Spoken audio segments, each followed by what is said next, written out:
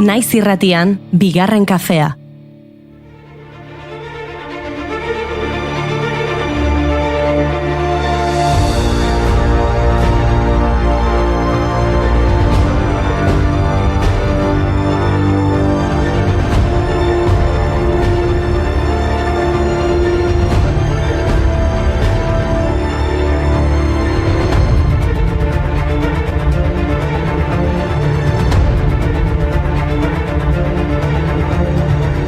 Egunon guztioi eta ongi etorri bigarren kafera eta zorionak Ainize, Ainitze, Ainere, Ainire eta ezti eta eztine guztiei. Gaur zuen egun omen da Seaskaren egutegiko izendegiaren arabera. Eta egunon bereziki June Romateti Bargoreni bueltan da gure lankidea. Magullo alde batera utzi eta mikrofonoa hartu du berriro. Egunon guztiei, zuen falta somatzen nuen, aurkezle eta entzuleena. Hementxe etorri naiz belauna nahiko ondo, baina alpargata kurratuta.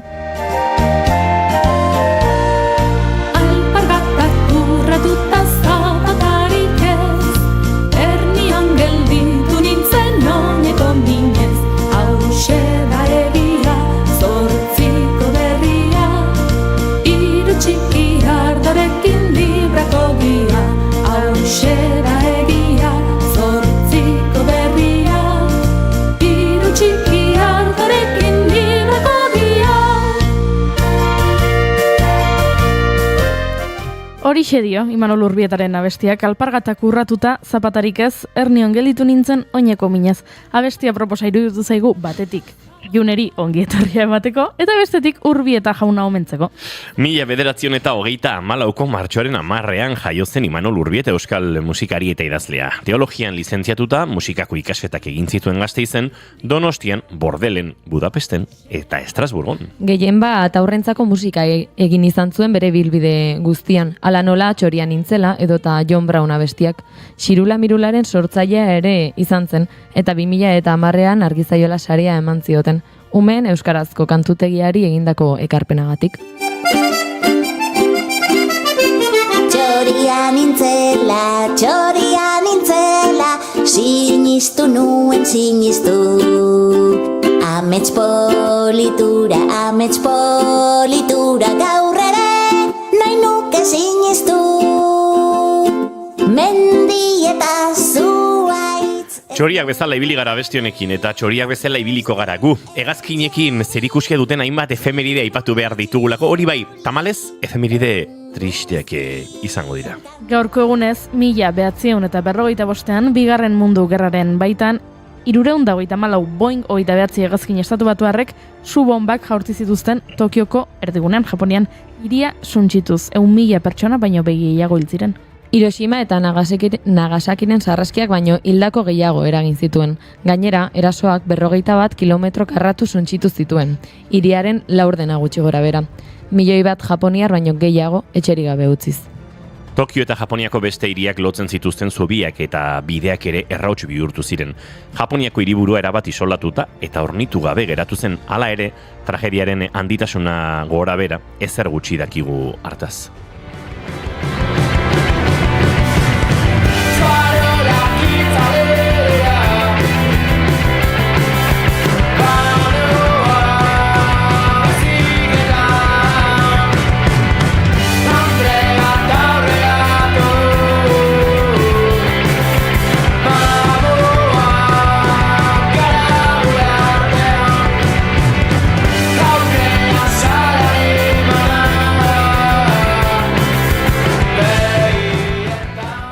Eta gaurko egunez, duela 6 urte, Ethiopian Airlineseko 302 hegaldiak istripua izan zuen Addis Abeban. 157 hildako eraginez. Etiopiako historiako istripurik larriena da, eta oihartzun handia izan zuen. Izan ere, Boeing 737 MAX baten, bigarren istripua izan zen 5 hilabete baino gutxigoan. 2018ko urrian Lion Airlineseko modelo bereko hegazkin batek istripua izan zuen eta 189 pertsona hil ziren. Istripu horren antzekotasunak eragin zuen 42 herrialdek hegaldiak etetea eta aire espazio ixtea, gertakariak argitu bitartean. Hildakoen artean Nazio Batuen erakundeko 21 kide zeuden. Esaten da Boeing enpresaren gainberaren hasiera izan zela. Netflixek telesail bat egin zuen duela 3 urte istripuan oinarrituta. Amez bat beti egoten nintzen. Haren bizitan zai, haren bizitan zai.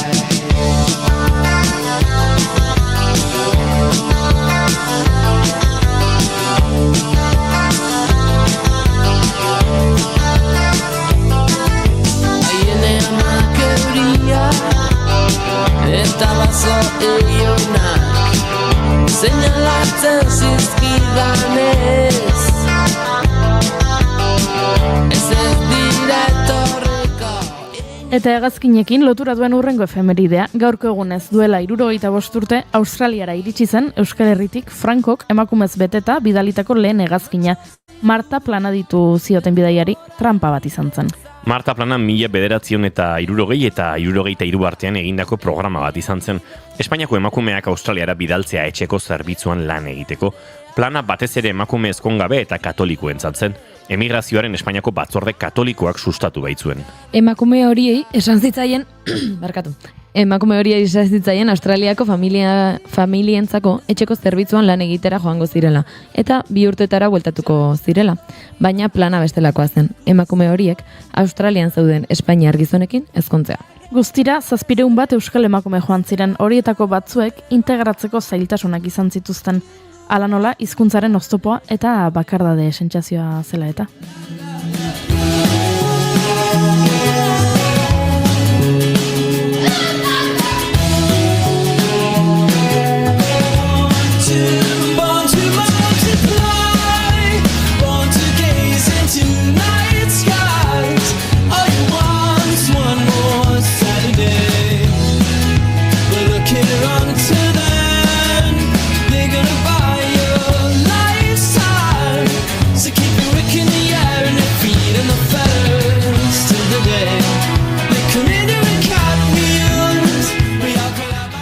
Eta Australiatik Zeelanda berrira gertu xamar daude. Eta gaurko egunez jaio zen Catherine Wilson, Kate Shepard izenez ezagunagoa Zeelanda berriko sufragista ospetsuena eta eragin handikoena izan zena. Haren aleginari esker, Zeelanda berria izan zen 1883an emakumeen boto eskubidea onartu zuen munduko lehenbiziko herrialdea. Gainera, Shepardek helburu hori lortzeko egindako lanak eragin nabarmena izan zuen beste herrialde batzuetako emakume sufragioaren aldeko mugimenduetan. Orain beste modu bateko aldarrikapenak egiten ditugu. Ikusi dituzu larun bateko irudiak jendetza plazetan. Emakumeen nazioarteko egunean Euskal Herriko kaleak hartu zituzten edo genituen milaka feministek indarra eta ausardia ozen aldarrikatzeko. Faxismoaren kontra ausardia eta aliantza feministak lelopean. Ziren artean irrifare konplize bat hitz joko basati bati. Nire izanik ez karteletan, nire izanik ez papeletan, ta esan dezagun argi, ez zarela behar beste egiten ari. Ez esan baiet, ez esan baiet, ez esan baiet, legedi berriak idatziko ditut azaletan. Tira, eta zer dugu gaurko menuan? Ni aspaldi etorri gabe ohitura galdutan hau. Beste aspaldiko lagun batekin hitz egingo dugu, June, zu itzuli zara eta hemen denek bueltatu nahi dute. Marcos Tedinuriburu argentinarrik euskaldunarenakin hitz egingo dugu. Argentinako egoera zariko gara, badakizue ez da biltzala oso lasai. Eta beste aspaldiko lagun bat ere badator, Aitor heldu haien mendiko zinemaren jaialdiak gaur hasiko da, eta edizionek dakarrena azalduko digu. Ni Gramadamari buruzko erreportaje bat prestatu dut, eta maite duta ere prest dut. Etxeko lanak egin datorri da, gure neskatoa ongietorri berriro June. Eta Josune Belez de Mendizabal ere gurean izango dugu, aztu zaigula segitu handa gurean, beraz ongietorri June eta ongietorri entzule guztioi martxoak 10 ditu gaur, eta asteleena da ongietorri esan da bezala guztioi, bigarren kafera, naiz irratian zarete.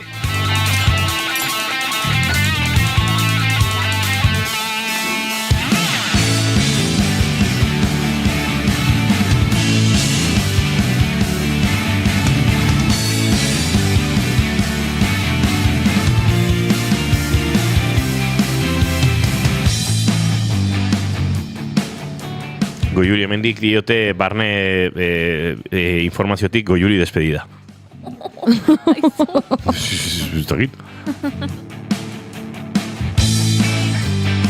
Entzuleok, dantzarik egin ez duen emakumea, lotxagabe alena, goiuri ez eizarandia, unon. Sekulako egarria nuen, eta esan dut, orain ez dudala hitz egin behar, orain probestuko dut une hau, eta joango naiz ura edatera. Eta gero konturatu naiz, ai ama, dantza. Nik ez da izer, esan. Bueno, bastante lotxagarria. Despedido. June Romateti barguren, egunon. Egunon. Ondo? Bueno, bai, ondo esango du. Bizitza trenean. Hora indiken ez trenez etorri gaur ekarri naute. Oi. Baina trenez buldatu behar naiz. Xofer.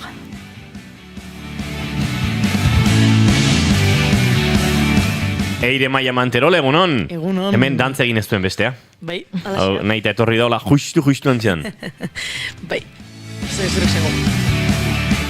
Eta izketan ari zaizuen hau Inigo Asensio Elurbide gaur bigarren kafeak 9:37 du, goizak 10:06 minutu, martxoak 10, gu 4, urrengo 2 orduetan zuekin bat egiteko asmotan, ongi etorri guztioi.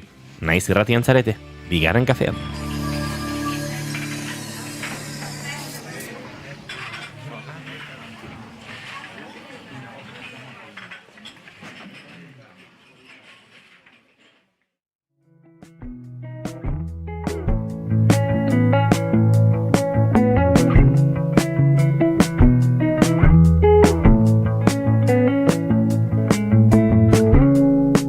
Zaude mina ez ginen ontan geratu.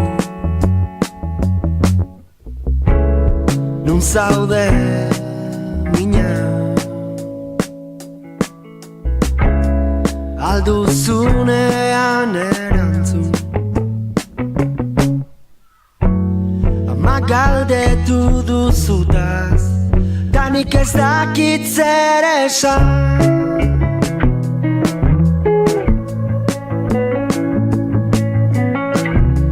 Goizeko 10:17 minutu eta bagoaz gaurkoa abiatzera, hemen txatean dagoeneko egunon, ala June jada, ondo zaude? Bai, ondo. Bastante. Ni hobeto nao, jada lau hilabete, Jesus, nola pasatzen diren hilabeteak. Bai, azkar batean. Azkar, bai. Nire maite duta da, zederra den LGTB talde batekin, zu herritik kanpora eguna pasatzea junda, jende berria ezagutzea, Santa Maria Katedral ikusi, Poteoa Gasteiztik, Tarratxaleko tardeoa deskubritzea Gasteizko ekaitzaren erdian. Ua, planazo. Jode, esango nuke.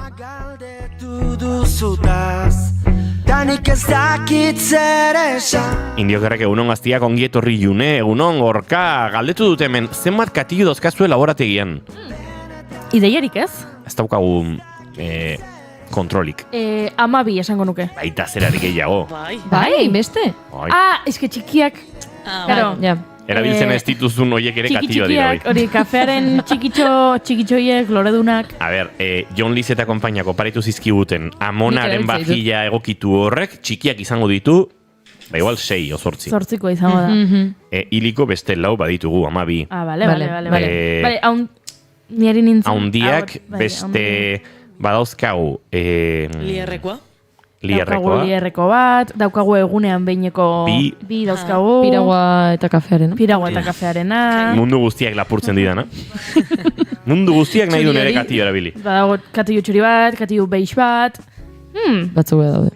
Badauzkagu, bigarren kafea izan du irratxai honek, noski, katilloak. Bazterrago katillo hortan, ura. Kafea ez.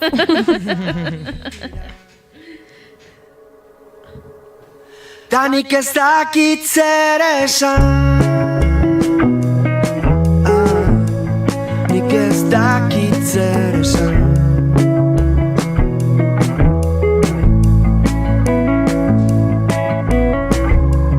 Nun gaude mina. Ba, Eire Maia Manterola, dantza egin ez duzunez, zuri dagokizu, maite dutarekin ahastea. Bueno, esan berra dago, negala preparauta. Ze bapatian esan etin nigok. Maite duta partekatuko ezu, orduan zanet. Ber, ze maite dudakaten. Eta, bueno, pentsatzen jarri naiz, da errexena jo naiz. Ostiralian Eire taldia itzuli nintzen. Wow. Eta abenduntikan jo gindoa zen. Orduan izan zen pixkat berriz ubikatzea, ubikaina pixka bat. eta jo genuen algortan, musike barri antzokian, kerston lekua, egia esan, J. Martinakin, eta hanbeste denboni joan musikakin konektatu gabe, kerston pereza matezin kontzertu horrek, esaten nuen, guain hola, hemen bapatian kontzertu bat hemen erdian hola, ez da gainungo zentzuik, baina egia esan asko osatu nun, eta asko guratzait gauza horiekin konektatzea, berriz hor jarri eta zentzua dakala sentitziak. Ze askotan zaude hor jotzen edo kontzertu baten bidean da petatu ze zentzuak aniguen honea jongo naiz eta hasiko naiz performance bat iten. Ez dakit, holtza gainean honean sentitu nun basikala zentzua eta satisfakzio puntu hori emantzin, ez da askotan gertatzen. Eta hori nire maite dut eta asko postan izela horregatik. Ze hona, hause gure lehen maite duta eta June Romatetik bar gure nire badagokio bere esatea. Bale, nire maite dutak dauka inauteriekin zure ikusia, baina utzi behar diazu ez, atzoko gauza bat da. Ez da inauteriekin. Kontua da nik inauterietan beti eukideten ohitura izan dela, larun batean parranda bota, eta horeretan igande goizean, goizeko 11etan ateratzen dira Donostian egoten dien karrozaen, erdia edo ateatzen dira horeretan dantzariekin eta okoitza bere tematika eta musikarekin. Eta nire ohitura beti izan da 11etarako esnatzea eta gozaltzea balkoian, anaiarekin, eramarekin, dantzan. Zetorren musika abestu eta dantzan eta saiatzen imitatzen azpikoak. Ze pasatzen da ni ja ez naiz nire gurasoen etxean bizi, eta nire etxetik ez diak arroza horiek ikusten. Eta nire, larun bateko parranda eta gero, erabaki nun esnatuko nintzela juteko bakarrekan hortara. Esnatu nintzen, erosin dituen kruasan batzuk pixkat, balkoiaren alkiler moduan edo, eta iritsi nintzen 11etan gurasoen etxera. Tan pasan nun goiza. Claro, horita gero, atzo jaso nun argazki bat, eta, orain ikusten adienek ikusten dute argazkia, gea, nire anaia eta ni, dantzan, 6. pisu batean. Azpitik ikusi gintuzten, eta argazkia eta ziguten tegia da, argazkia jasotzak, ilusio pixkat egin ziala ikustea, betik ere ikusten zaigula, egia da momentu hortan izan zela, igual urrengoan atzerago dantzatu behar dugu, baina hori, ohitura horrekin jarraitzea maite dut. Hau da, paparatziak dauzkazu, zuri segik. Egia da, argazkilaria aitaren ezaguna dela, orduan normala izan zen, gora begiratzea eta, bira, jendea dago. Orduan, baina egia kale osoan zehar jendea egoten gehala balkoietan, eta bizilagun batekin dantzan egon ginen. Balkoietik ikusi genuen beste bat dantzan, eta hasiera batean lotxatu zen bera, baina gero jarraitu zigun orduan. Asko gustatu zait, alokairuak kruasanetan ordaintzeko joera hori, Eske, hasiera batean esanian ere aitari, agian lotara zuzenean joango nintzela haien etxera, eta haiek jakingo zuten, atea itxita baldin bazegoen gelan zela ni hor negolako lotan. Baina, azkenan pixkatitxu seiritu zitzadan hortarako bakarri jutea lotara, orduan, gozaltzea jo nintzen. Oso ondo. Eta gaur ez dizuzu ekarri hona. Ez da nahikoa, ni hemen egoteakin. Gaur urrengoan gaieta atzukin nibalo, beto. Ez esan. Egon nahiko luke orain aukeratu. Nik maite dut, igande arratsalde batean, maite duten zakura, iruzpalo maite dut jaurtitzen dituzunean. Da estres kontrol zoragarri bat. Wow. Eta atzo botan ditun, baina oraindik ez zizkidu kontatuko, bat bakarrik kontatuko dut. Zein da zure maite dut dago, Juri? Bale, nire maite duta da webgune bat. Bai, guk hemen bigarren kafean behin aipatu genuen eta Jon Liz aritu zen gur lagundu nahian. Ze guk esan genuen jakin nahi genuela eguzkia eta itzala non dagoen une oro. Ez? Hau da, gu hemen gaude orain, gatsaioan, eta gero 12etan bukatuko dugu, gure lankideak sartuko dira informazioarekin, baina guk esan dezakegu, begira, eguzkitan kroketa bat jan nahi dut. Eta nola jakin ze leku dauden, ze terraza dauden eguzkitan, ze terraza dauden itzaletan. Hori behin aipatu genuen ez? Aipatu genuen pandemia garaia zen eta ari ginen esaten eguzkia nahi genuela eta nolabait jakin genezaken inguruko zein herrietan dagoen, zein dagoen eguzkitsuago, besteak baino, eta hor aritu ginen bueltaka. Deskurritu dut shademap.app da webgunea. Eta webgune horretan jartzen dizu, une oro, itzalak nun dauden. Eta orduan, zuk mugitzen mundu mailakoa da webgunea. Eta orduan, zu sartzen zara eta hartzen du zure ordenagailuaren ubikazioa. Eta orduan nik ikusten dut orain, Tolosa. Eta ikusten dut Tolosako zein txoko dauden eguzkitan eta zein txoko dauden itzaletan. Eta gainera ematen dizu aukera, ze badauka kronograma bat, begiratzeko arratsaldeko 6etan.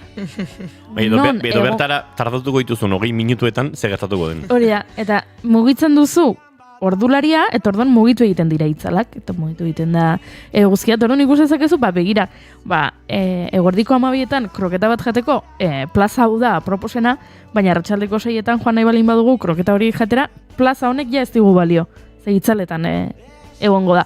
Eta esango dira zue, horiek zuen herriko plazak balin badira kontrolatuta beharko zenituzkete. Hau da, zu jakin beharko zenuke. Egunero jaten balin bazara plaza hortara jakin beharko zenuke zein ordutan dagoen eguzkia plaza horretan edo ez. Baina, webgune honek aldietzen dizu mundu mailako plaza eta txoko guztiak begiratzea. Nik adibidez, ez dakit, horeretan, orain non topatu dezakedan terraza bat eguzkitan. Ez dudalako horereta ezagutzen, eta orduan ez dakit kontrolatzen, non zein terraza gongo den eguzkitan, da zein itzaletan, shade map honen arabera, jakin dezaket, eta sekulako ilusio egin zidan deskuritzak existitzen dela gu bilagen biltzan webgune hori. Gauza ederra da, eta nik nengoen dializen iraten, eta erabiliko du nik ere.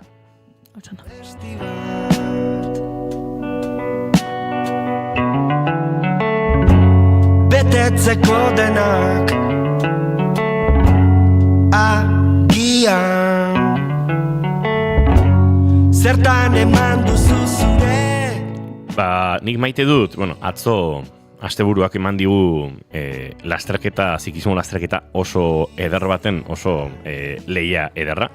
Eta, munduko txapelduna den Tadej Pogačarrek, irabazi zuen esterratoan, Italian elmugaratze ikonikoa egin da, argazki historikoak daude, oso plaza ederra, hortzadarraren maiotarekin elmugaratzen, erori zen, pika eta bar eta beste, eta eroriko ostean antxe bizita gainean jarri, eta berriz ere bat egin zuen lasterketa buruarekin, eraso egin, eta irabazi egin zuen, bakarka. Eta kazetari batek esan zion, aizu,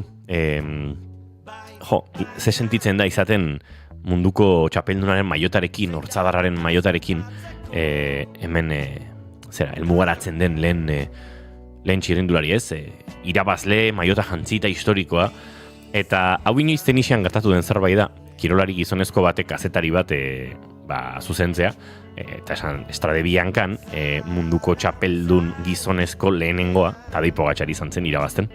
Baina berak esan zion, ez dakit zergatik diozun hori, oso kerrezpanago, joan den urtean Lotek hau egin zuen, Lote Kopekitaz ari zen, eta Lote Kopekik munduko maietarekin, munduko txapeldunaren maietarekin irabazi zuen esterratuan, ez?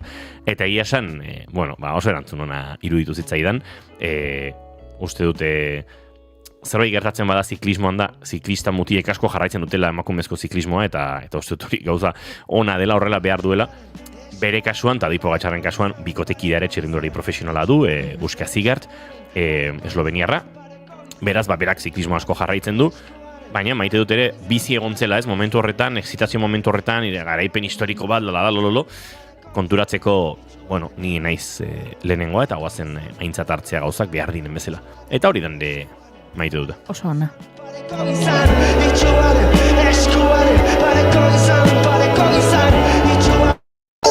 Josune Belez Mendizabal, Fernandez de Garaialde, egunon, zer modu zaude?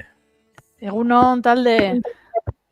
Oso ondo, esango dut. Zuekin ahotsa estrenatzen, Astelehenetan nola izaten da. Eta oso gustora zuek entzuten, eta pixkat gaur nago, fija zaitezte, errezeptiboagoa emaile baino, bai? Komunikazio honetan oso gustora aritu nahi zuek entzuten, eta esaten nuen, bai, luza daitezela, eta ni beranduago sartuko naiz.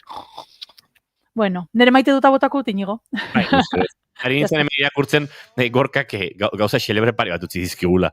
Bat da Gora Gasteizko tardeoa, Gustatzen zaio eta badakit ze idatzi egin dit esanez. Horri buruz hitz egin beharko zenuke. Bai, claro, tardeoa, guk garai batean Covida baino lehen eta olako etiketa jarri baino lehen guk esaten genion kafetorero. Eta askotan luzatzen ginen, bai, atera 12 poteoan eta pues hori atxaldeko 6ak eta baina kafetorero da tardeoaren bertsio pixkat goraguko bat, ez? Ez dakit, guk horrela esaten genion, baina, en plan, pues, porque, claro, azkenean ateatzen zara goiz, bukatzen duzu, ez dakit oso ondo nondi datoen kafe torero zergatik izango da, izango da igual garai baten, auskalo. Kontua da, orain tarde hori... Zezentzaiek, ez zutelako bazkalduko, plaza barrura zezenak hiltzera sartu aurretik. Claro, eta trajean sartu alizateko bebai. Pentsatzen horti datorrela. Baina kafe torero, ez da egiten entzule guztiek kontrolatzen duten, da, kafe hartu bazkal orduan, bazkaldu gabe. Eta kafe horrekin nolabait bazkal orduari amaiera eman, eta segi. Piskat, afaldu denbora galduren bertsio zaharrago bat. Ni enago batera dos, ez batekin ez bestearekin, baina... Bueno, guk deitzen genion hori, luzatze horri. Zego, Juri, zeitzen txin? Barkamenak eskatu behar ditut aldez aurretik. Zuk zetxe errinduluratia zitzen duzu, Inigo? Nik tadi pogatxarretaz. Tardeo pogatxar. Barrutik atera behar nuen. Buruan neukan denbora guztien, tardeo pogatxar. Oso ona. Eta barkatu. Ez berri logeratuko, baina barruan lehertze hartzegoen kontzeptu hori, tardeo pogatxar. Sí. Bueno, ondo, nik hemen azalpen eman nuen, tardeoa, urteotan modan jarri den tardeoa, egin daiteke bazkalduta. Atxaldeko 5-6etan trago batzuk hartzeko gehatu eta parranda arratsaldez egin. Pantomima fulek badauka tardeoari buruzko kapitulo bat oso ona. Gomendatzen didana entzule guzti. Baina tardeoa eta Josuneren kafetoreroa bi gauza ezberdin dira. Zuek arratsaldeko parranda egiten zenuten, baina goizetik hasita bazkaldu gabe pixkat parranda zalegoa da hori uste dut, tardeo soia baino. Bueno, gero tardeo gaur egun eta nola, ze jende mota ikusten dudan kaliean eta nola aldatu bidean gauzak, eta bueno, honetan ez sartuko, ze bestelan detraktoreak etorriko zaizkit, detraktoreak eta kosetxadorak, vale, nik petardeo ditzen diot, horri. Petardeo. Bueno, bestalde, Gorkak esan digo, Juri, webgune hori jakin nahi dez, kulturzazten elkarrezketa bat egiteko. Hombre, Gorka, ez dut uste abaltzizketakoak direnik webgune hau egin dutanak, Ez da zerain edo... Sortzaileak izena du Teddy Piotrowski. Teddy Piotrowski. Teddy Piotrowski ez dela Euskal Herritarra. Igual, aizarna zalekoa. Bere argazkietan... Esan gozate hiri horrekin kantu bat egiteko azkarra. Ez dut Euskal Herriko argazki bat bera ere ikusten bere Instagramean, Eta Gorka, galetu du, Euskal Herriko itzulia noiz da, Gorka, zezeze galdera xelebrak egiten dizkiguzun, apirilaren 7tik 12, hemen naiz irratian zuzenean kontatuko dugu lastraketa bide batez, apirilaren 7tik 12 aurten, usteut, aspaldiko partez, aste santuekin inongo loturarik ez daukan datetan izango da Euskal Herriko itzulia. Tira, Josune, beraz, zure maiteutan utzegoen? Nere maiteutan bakizun ondagoen Inigo. Nere WhatsAppean. Zure WhatsAppean eta nere terrazan. Atera da urteko, bai, nere inguruan hemen, etxean, esan nahi dut, urteko lehen lorea. Ez dakit ze lore mota den, morea denez nik izen bat jarri diot, Lilia, zergatik ez. Barkatu, horrendikan jarraitzen dut eztarriarekin horrela, medikoak esan dit ondo nagoela, baina ez dakit nik zergatik ez dut sinesten. Medikoak esan dit ondo nagoela. Bai, analisiak egin dituen, eta ni, baju nago, kao, ni nago ohituta, zuek ere txibueltan horrela ezagutu nago zuek, berreun revoluzioetan bizitzen, eta holan, eta gero nagoenean, 150 irutzen zaineri, makal xamal nagoela, baina antza ondo nago. Baina Liliarekin jarraituz, errazan atera da. Bueno, urtero ateatzen da loraren bat, nik ez dudana landatu. Ez dakit txoriek ekartzen duten, mokoan, batzutan ibiltzen dira eta batzutan ere agertzen dira, bakizu ezer, oliben, azeitunen ezurrak.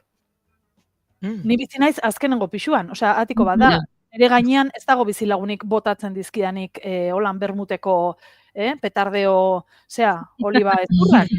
Baina agertzen dira, eta gaur atean agertu naizenean terrazan, ze terraza honek iparrera ematen du, beraz eguzkia ez dugu ikusten martxoaren bukarara arte, ez du jotzen zuzenean, batean naiz pixkat, holan abrigatua, hemen atzealdean nago, ikusten duzuenok eguzkia sartzen da, baina kriston aldea dago batetik eta bestera, eta atera naizenean ikusi dut hori loretsua, eta esan dut, jolin, konturatu gabe, naiz eta ni pixkat baju egon eta holan, bitu, udaberria beti ailegatzen da, orduan hori da nere maitetuta. Ze ona.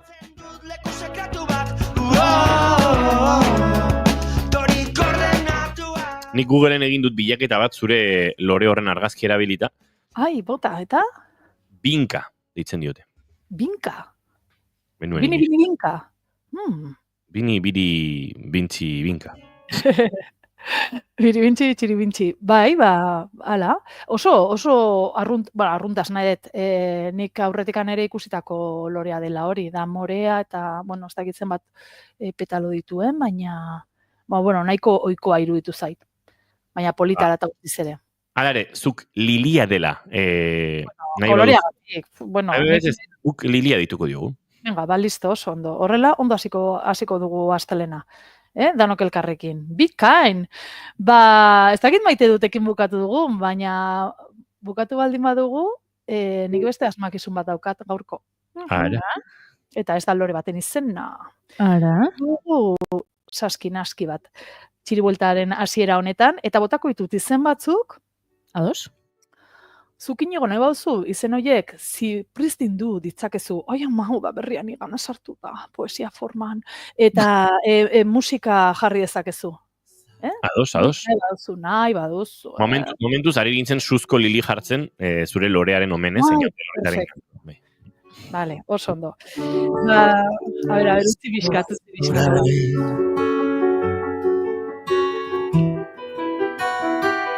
Ate bat itxi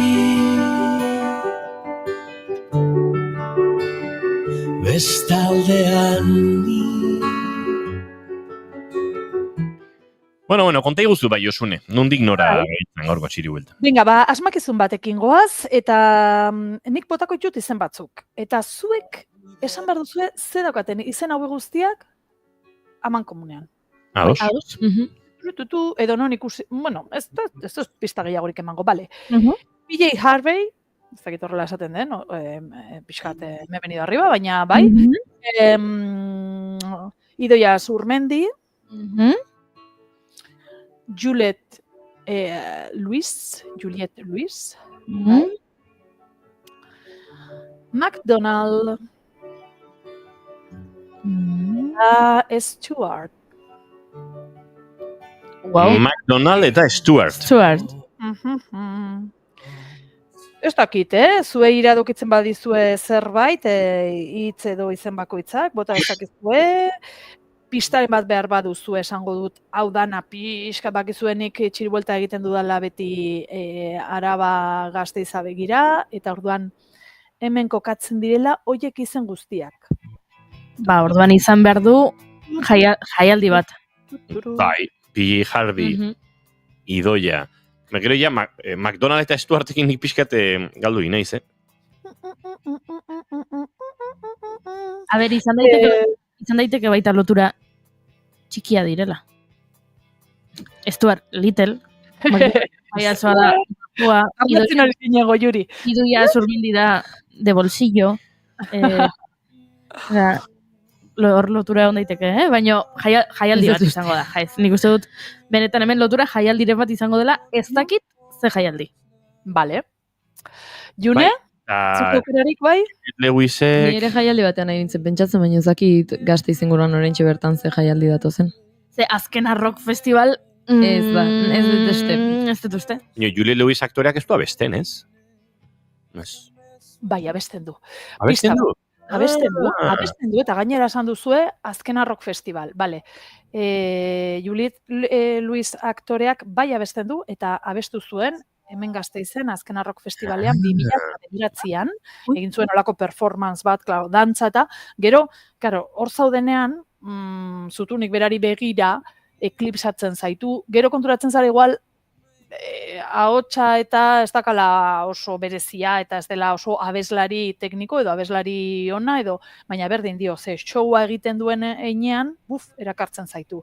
Orduan, bait, emakume honek jo zuen bere bandarekin 2009an Azken Rock Festivalean. Julie on the Leaks, egia da. Bai. Eta gauza musikan, bai. Bai. Ez da txikia, Goiuri?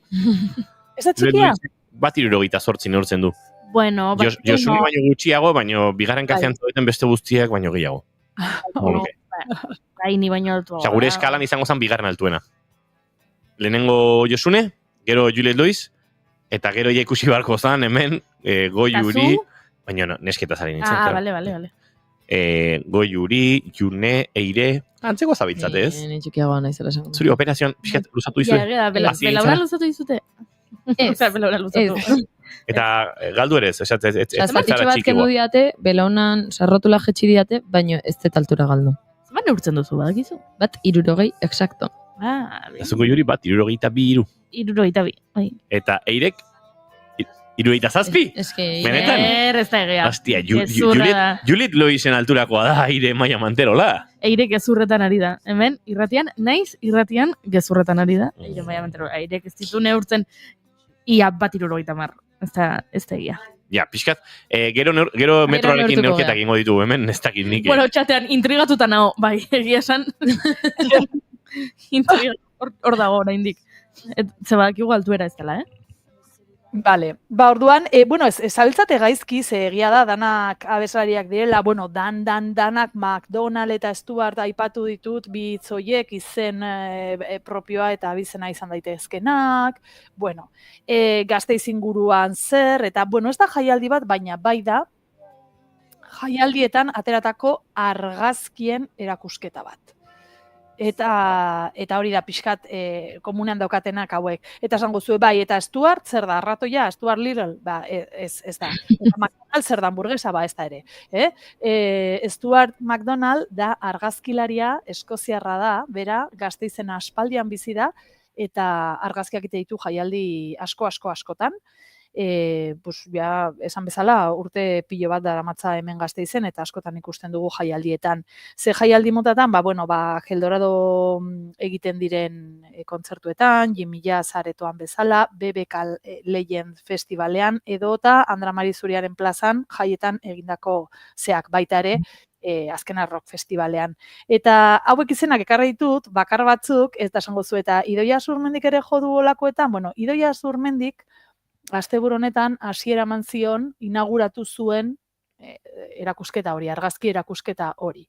Zabalgana auzoan, Zabalgana gizartetxean, eta erakusketaren izena, eta honek desbelatzen du pixkat, Women to the Front du izena, eta da bigarren zatia edo lehenengo baten Stuart McDonald's honek argazkilariak egin zituen bildu, argazki batzuk, eta erabaki zeptikoa dauzka.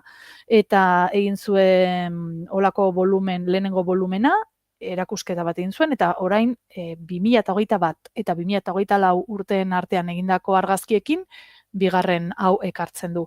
Ze argazki dauden? Beitu, nik batzuk aipatu ditut, ze komunikabietan ikusi dut bera argazkien aurrean, baina oraindik ez dut aukerarik izan, esan bezala, asteburuan inauguratu zelako, eta, kuriositatea daukat, jakiteko ze emakume dauden hor. Uste dut Taylor Swift ere bertan dagoela. Orain top dagoen horretan, ez? Por cierto, inauterik mozurrututa, honetaz, abeslari honetaz, eta bere bikotea zenaz, ni nago bat ere txutxumutxu hauetan, baina... Daude bat ere ez dakizu Taylor Swift dala pop haundiena eta bere mutilaguna dela kirolaria eta kirolari oso ospetsua baita ere.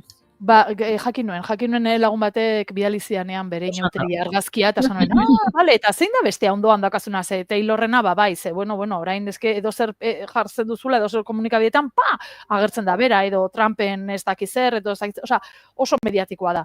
Baina ja senarra edo bikotea edo dena delakoa, nirea ez neukan, ez nago oso haut nago Goiuri. Eta, gaur ekarri dizu. Bikote honetan gertatzen da, Josune, Goiuri uste dut inoiz azaldu duzula. Hain bi mundu, xelebre edo berezitakoak direla, badaudela baten jarraitzaile mordoa beste ezagutzen ez zutenak, eta alderantziz. Baina biak ikaragarri ezagunak dira. Bai. Igual Taylor Swift nazioartean gehiago, ez dakit bere bikotearen ez dakit, eremua estatu batuetara gehiago mugatzen delako, naiz eta mundu guztian jarraitzen den kirol hau, baina biak ere ezagun eta bi aldeetan, hola, xelebre xamar beste euren bikotea, euren jarraitzaile asko ez zutela ezagutzen. Bai, alan izango da. Beste batzuei gertatzen zaigu, jarraitzen duzu kazetaritzan, nire horrela esaten dute batzuk ezagutzen haute erregistro batean, eta beste batzuk beste batean. Eta bai, antzerkia eta bi gauza horietan, pentsatu dut hauek, gero nazioarteko maila goren batean, evidentemente, ez nazni parean jarriko hauena, holaxe gertatzen direla gauzak. Ekarri nahi nizuen hori, argazki erakusketa hau, ez dakit gero ibiltaria izango den edo, normalean gizarte etxeetan egoten diren erakusketak gero ibiltariak izaten dira batzutan, baina aukera daukagu martxoaren amaierara arte Gasteizen ikusteko Women to the Front izeneko erakusketa hori Stuart McDonaldsek egindakoa urtean, 3 urte, ez da, 21-etik 24, festival ezberdinetan parte hartu duten emakume hoien argazkiak, emakume abeslari edo musikariak direnak. Hori luzerako, baina gaurko ere beste hitzordu bat ere ekartzen dut. Esan behar nuen gainera doakoak direla. Ez dakit hau ondo dagoen edo gaizki, gaur egun kultura nola dagoen jakinda, beti ematen du amua dela, etor zaitez, doakoa dela. Baina, horrelako intziditu du, Vital Fundazioan beste behin, eta hilabetean behin egiten duten bezala, Arabazan izeneko ahoskotasun eskolak, gonbidatu berri bat ekarriko du, gaur arratsaldean, Carolina Rueda Nieto. Hau Kolonbiatik dator, eta pixka saltxeatzen kuentera viajera bezala. Ikusi dut blog bat daukala berak. Bai, noski, ipuin kontalaria da, gaztelania zeingo du oraingo honetan, noski, bera Kolonbiatik datorreta, 36 urte daramatza oholtza gainean, ipuinak kontatzen, literatura ikasi zuen berak, eta, mundu osoan zehar, hortxe dabil ipuinak kontatzen. Behin eta berriz ere, gure itziarrekaldek esaten digun moduan, ipuinak ez dira umentzat beti. Ipuinek asko daukate, esateko asko daukate, eta kasu honetan pixkat Karolinaren inguruan egonaz irakurtzen, eta politika, hezkuntza, heziketa, hortikan ere badator ahoskotasun honetatik. Hau Vital Fundazioan izango da gaur arratsaldean, esan bezala doainik, eta bihar pixkat aurreratuko naiz, egingo dugu salto beste hitzordu batera. Aurreko astean egin nizuen, badago lamen Gasteizen Gernikak begiradak izeneko erakusketa, ez da? Eta erakusketa horren arira, mahai inguru bat ere antolatu dute bihar Iakan. Bihar, por cierto, martxoak 11, pasatzen da denbora eta olako datak ere, ez? Buruan dauzkagu. Begira, hemen honen kontura, M11 gerra eta erra desinformazioaren garaian. Horrela du izena mahai-inguruak eta bertan nortzuk hartuko dute parte, Txema Ramírez de la Piscina, erakusketaren atzean edo pixkat bultzaka ibili den kazetari ikertzaile eta komunikazio irakasle ohia, eta Martxelo Otamendi Euskaldun egunkaria eta berriako zuzendari ohia. Biak ibiliko dira hor mahai inguruan, eta Estitxu Ugarte López de Arkaute kazetariak dinamizatuko du mahai inguru hau. Eta zeinen inguruan hitz egingo dute, M11 hor egonda eta bihar izanek, Al-Qaedak Madrilgo atentatuetan burutu zituen horren urte mugaren arira, hortikan ibiliko dira, zeren inguruan, begira, esaldi hau aipatzen dute, gerra guztietan egia da lehen biktima. Gerra guztietan egia da lehen biktima. Zer da egia, ez da? Askotan ere, kazetaritza ikasi genuenean ere, gogoratzen dut, nik uste dut Txema zela, baina orain ez dute 100% esango, baina berak zaten zigula beti informazioa ezin zela objektiboa izan. Beti zegoela subjektibitasun bat. Eta hemen ere egia esaten dugunean, egia zeinena da. edo nork inposatzen du egi hori, ez? Nola da egia. Bueno, horren inguruan, abstraktuki ari naiz pixkata saltzen, baina nik uste ulertzen dugula, ez? Hemen jartzen duen bezala, kosta ala kosta, bere egia inposatu nahi duen norbaitena, ez? Esaten dugunean, zer da hori, eta orduan horren inguruan arituko dira, Izaskun Arrue kulturgunean, hau ere doakoa izango da, eta hau, ordua, esango izuet, 7:00 8:00 bihar, martxoak 11. Erakusketa horren baitan, mai inguru hau. Eta, nik uste dut gauza, niri gustatzen zait, konturatuko zineten, agendari begiratzea, astea hasten denean. Nik nire Google kalendar honetan, ze bestela buruak katakrak egiten dit, berdez jartzen dut aisialdia. Osea, aisialdia batutan ere programatuta. Bai, ez dakit neko sondo, batzutan ez dut, hau tokatzen da, baina nahiko nuke sofan geratu. Bueno, eta... Entzulea pixka bat birkokatuko dugu Josune kontatu digun honetan guztietan, azken hau, Gernikak begiradak, Xanti Arrietaren erakusketa hau, izango da, hain zuzen ere, martxoaren 27 bitarte Izaskun Arrue kulturgunean ikusgai dagoena Gasteizen, baina Josune gaur aipatu diguna, biharko mai inguru hori, M11 gerra eta erra desinformazioaren garaian, eta hortxe izango dira, Martxelo Otamendi eta Txemar Ramirez de la Piscina, irakasle hoi eta ikerlaria, honen inguruan hausnartzeko. Hemen txatean galdetu digute, Gorkak esan du, ni 28an Gasteizera noa, urtebetetzea ospatzera, ematen dit argazki erakusketa ikusteko Women to the Front? 29 arte dagoelako, Gorka.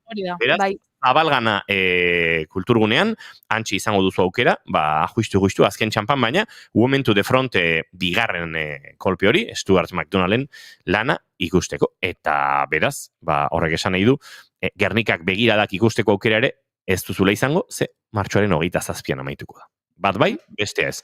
Baina oraindik gara izarete beste guztiok, entzuleok, bai bat eta bai bestea behar bezala gozatzeko. Ni neuk ere bai, Inigo, ze ez ditut ikusi, klaro. Osea, aisialdia ere agendatuta dudan honetan, baina, hori, bai, egin beharren artean.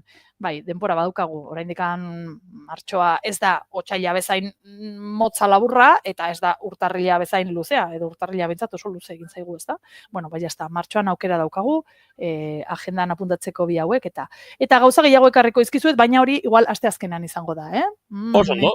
Pabilatu naizela, eta orain bla bla bla hasi naiz. Ja, hemen utziko dut, Josune Belez de Mendizabal, zintzu izan, hartu beste kafe bat gure... Ez dakit nigo. Aio. Erdibana Toyota zarrean, zenbat aldiz okerreko irtera, elurra bidertzean,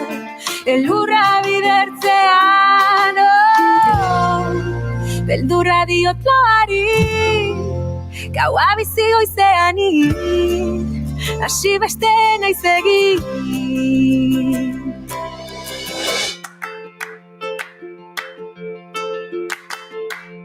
Eta batzutan goratzen naiz, saiatu eta ezinaz, egiazkoa zaizun guztiak, eman ohi duen minaz, soi kontatzeko gai, egun batean hotx izango naiz, kaleak luz eta seul gauez, zure zain.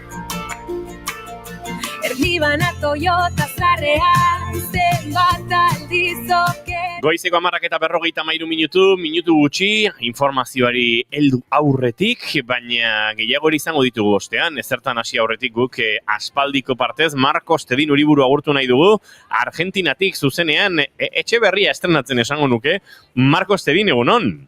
Opa, egunon, zelan? Gu ondo eta zu, atzo aritu ginen WhatsAppez eta kontatu zenidan, hortxe mudantza prozesuan zinela, etxe batetik besterako bidean, ez dakit zer modu zabiltzan lan horrekin edo nolako izan den azken egunetako lan hori. Momentu honetan, liluratuta. Ze orain nau, nire sukaldeko mailan, lehiotik ikusten zelan ateratzen den eguzkia, eta Buenos Aireseko portura irizeran den barkoak be ikusten ari naiz, orduan hori ederra da. Osea, nik hemendik ikusten dut, nau orain 14. pisu batean, Wow. Eta ikusten nahi zelan, da Rio de la Plata osoa, eta auzo osoa goitik, orduan oso polita, oso ederra da. Ze ona, bai, atzo Marcosek bidali zidan argazki bat, eta antxe ikusten zen Rio de la Plata, eta esan, haze bista daukan, ez dakit, beti gabeltza, bisitan Juan Marko dugula egunen batean, baina ez dugu pulamenturik egiten, orain badakigu gainera, bere etxetik bista dauzkagula. Ari garaia gure burua bere etxera gonbidatzen. Euski. Bai, a ber, ongi etorrak zari, hori beti. Nik atzo pentsatzen, igandea da, gaina hemen eguraldi hona egiten zuen, nire buruan, Buenos Airesen, ere bai, ez? Gaur zer da, domingo de asado horrelako bat, galdetu nion Marcos ize. Instagramen pixkat Marcos Tedin jarraitzen duenak badaki, parrillero edo aragi erretzaile kategorikoa dela. Baina atzo beste lan batzutan harrapatu zintugun, Marcos. Atzo etzen eguna izan. No, bai, atzo gainera esnatu nintzen goizeko 7:00 gauza batzuk bila joateko, eta zatu nintzen kotxean, eta bateria gabe zegoen. Orduan, egun txarra izan zen, baina hala ere igual lortu nuen gauzak ekartzen. Egun luzea izan zen, baina egun luzeak izaten ari dira, egunero. Orduan, hori energia behar da besterik ez. Marcos Tedin uriburu aspaldi ezagutu genuen, bigarren kafea pandemia giroa haietan hasten zenean. Gurean izan dugu, Euskal Herrian izan da, Argentinara bueltatu zen Euskal Herrira, orain Argentinan da, esaten dugu Argentinarrik euskaldunena dela, edo euskaldunik argentinoena. Kokadezagun entzulean, Marcos, denboratxo bat badara mazu dagoeneko Argentinan kokatuta, ez da, edo okernabil? Bai, hori da, itzuli nintzen iraian, zego nintzen Euskal Herrian urte bat, eta gero iraian erabaki nuen bueltatzea. Uste dut azken urtea horre Euskal Herrian nahiko luzea egin zitzaiala. Azkenean, nik hemen Argentinan oso eroso nau. Orduan, hori, nik nahiago nuen bueltatzea. Eta orain, izan dira 6 hilabete nahiko intensoak, egon naiz, orain banau lanean egunkari batean, eta oso intensoa da lana. Eta egia zen, lehenengo hilabeteak elu nintzenean, apurtxo bat, nire erabakia izan zen, Euskara eta Euskal Herritik apurtxo bat aldentzea. Dana izan zen gehiagin niretzat hor, eta Argentinako dosi bat behar nuen, eta ezakit, izan zen apurtxo bat limpieza bat, eta orain abendutik aurrera hasi nintzen berriro Euskaraz lanean eta idazten, eta berriro hartu nuen Euskararekin lotura. Eta hori orain nau beti Euskaraz irakurtzen, eta lotura hori berreskuratzen nola baitzateko. Beraz, behartzen nuen gutaz pixka bat desintoxikatu. Gutaz pixka bat garbitu, arnaz hartu, eta batez ere, herriminak jota Argentinara bueltatzeko beharra zenuen, eta, norbera bere etxean eroso egoten dela, atzerrian ere bai, baina nik ere ulertzen dute. Argentinar batentzat Euskal Herrian urte beti garota, etxera bueltatzeko behar hori sentitzea, ez? Bai, normala da nik uste azkenean, ez da Euskal Herriarekin nik neukan arazo bat, baizik eta guztiz kontrakoa, Argentinarekin neukan oso lotura estua eta indartsua, orduan, hori. Orain asko zobetu nau, gustatzen zait hemen egotea eta Euskaraz aritzea aldi berean. Badakit kontraesan bat dala, ze inork ez du Euskaraz hitz egiten, baina, ia inork ez du Euskaraz hitz egiten. Baina, polita niretzat hemen eroso egotea eta aldi berean Euskararekin lotura hori izatea. Segituan informazioaren txandari heldu behar diogu eta Marcosekin jarraituko dugu, baina horrela, labur-laburrean Marcos Argentinak bizi izan ditu azken hilabeteetan, zurrunbillo, estanda, lurrikara eta bestelakoak, eta, Mileiren presidentziak nolabait uste dute, han ere kazetaritzan zabiltzan horretan, egunero emango dizkizuela buruko min, zer hausnartu, zer idatzi, zer kritikatuak, ez da, lasaitasunerako garaia Argentinan. Bai, inoiz ez da izan lasaitasunerako garaia, hori badakigu, baina zentzu batean, eta hau bada aipatzeko, makroekonomikoki behintzat, bada lasaitasunerako garaia, ze behintzat ez dugu inflaziorik. Eta hori izan, eta hori izaten da Argentinaren arazorik nagusiena, ez da? Egunero aldatzen dira prezioak, eta hori azkenean nahiko, estresa eragiten du, askot, claro, hilabeteren amaieran guk irabazten dugun dirua, bueno, askoz gutxiago balio du, orduan, inflazioarena oso garrantzitsua izan zen kanpainan, batez be, eta bueno, berak Mileik esan zuen konponduko zuela, eta nolabait esateko konpondu du. Kontua da, zelan egin zuen, zelan egiten ari den konpontzeko arazo hori, ez da? Ze azkenean berak bebai, beti izaten zauen, estatua zan etxairik nagusiena. Eta estatua zuntzitu behar zala. Hor dago koska, no? Azkenean, egia da inflazio gutxiago dauela, eta hori oso garrantzitsua da, ze azkenean, bebai igartzen da kalean lasaitasuna,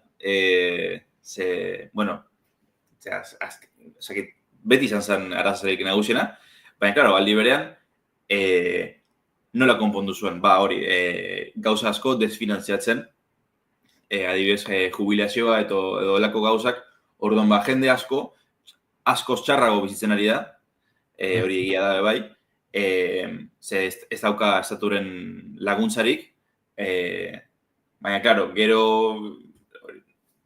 maila orokor batean, uste dut, Argentinar guztiok igartzen dugu hori ez dagoela inflaziorik, eta hori beti izan zen nagusina guretzat.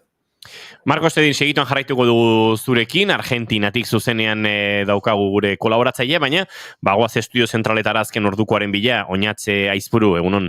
Egunon, bai, bigarren kafeko lagunok, gaurkoan Zuberoan eta zehazki Maulen egindako margoketa faxista batzuk salatu dituzte, martxoaren 8 bertako mugimendu feministak jarritako zenbait afitxa kartel erasotu dituztela eta margo urdinez markatuak agertu direla Diana moduko batekin. Bisore baten simboloa ala naziek erabiltzen zutena, gurutze bat ere agertzen delako, hainbat margoketa egin dira. Esan bezala, larun batean, feministek euskeraz eta frantsesez egin zituzten, Maulen umore eta aldarriak uztartuz, elkarreteratzera egin zuten, dantza eta kantu artean, ez da lehen aldia, kasu honetan, Maule eta inguruetan agertzen direla zentzu honetako marroketa fasistak, iazko ekainean ere, atarratzeko elkartean pintak eta LGTBI fobikoak egin zituztela salatu zuten, eta honi erantzunez, elkarretaratze jendetsua egin zuten orduko hartan. Bestalde, ustelkeraren kontrako Espainiako fiskaltza ikerketa jarri du martxan, Voxen kontra finantzaketa irregularra leporatuta.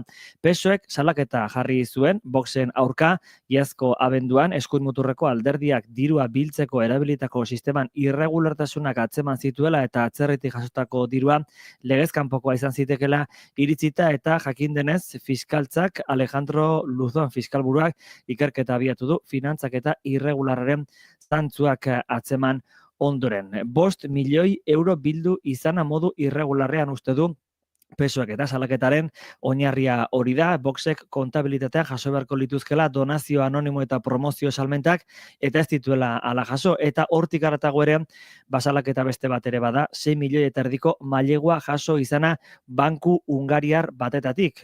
Banku hungariar hori estatuko funts bat da, Viktor Orban lehen ministroarekin lotura zuzena duena eta PSOEk dio, mailegu horrek lege aurratzen duela, ez baitago baimendurik alderdiek atzerriko erakunde eta enpresa publikoen partetik, maileguak jasotzea Voxek dio, MBH izeneko banketxe horren bidez, 9 milioi euroko mailegu bat jaso zuela, 2023ko hauteskundeak finantzatzeko.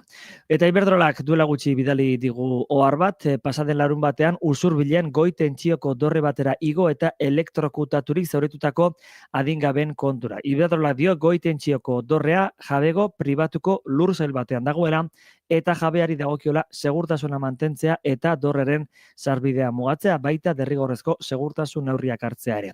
Argindar konpainiak oharra kaleratu du, esan bezala, Usurbilgo udalak Errotaberri inguruan gertatutakoaren arira egindako eskaria tarteko. Udalak herrigunean dauden dorreak ikuskatu eta babesteko eskaria egin zuen bertara igotzea erreza ez izateko. Iberdrolak esan du ez dagokiola berari dorre ura babestea lursail pribatu batean dagoelako. Esan bezala, pasaden asteburu honetan, 11 urteko mutiko bat larri dago, zaurituta Gurutzeta ospitalean, baina egonkor eta bestea 15 urtekoa Donostia ospitalean dago, dorrera igo eta elektrokutatuta izan ondotik. 11 eta 4 minutu lagunok hauxe beraz momentuz kontatzeko genuena. Eskerrik asko oinatze aizpuru eguerdiko 12etan, informazio gehiago hementxe naiz irratian, baina gu bagoaz Argentinar giroan jarraitzea, hain zuzen ere, Marcos Tedin Uribururekin. Que ahora encontré uno mucho mejor que vos, que no me dejan sola en la cama, que no me hace vivir ningún drama, me quiere y siempre lo hace con ganas, resulta que ahora estoy mucho mejor.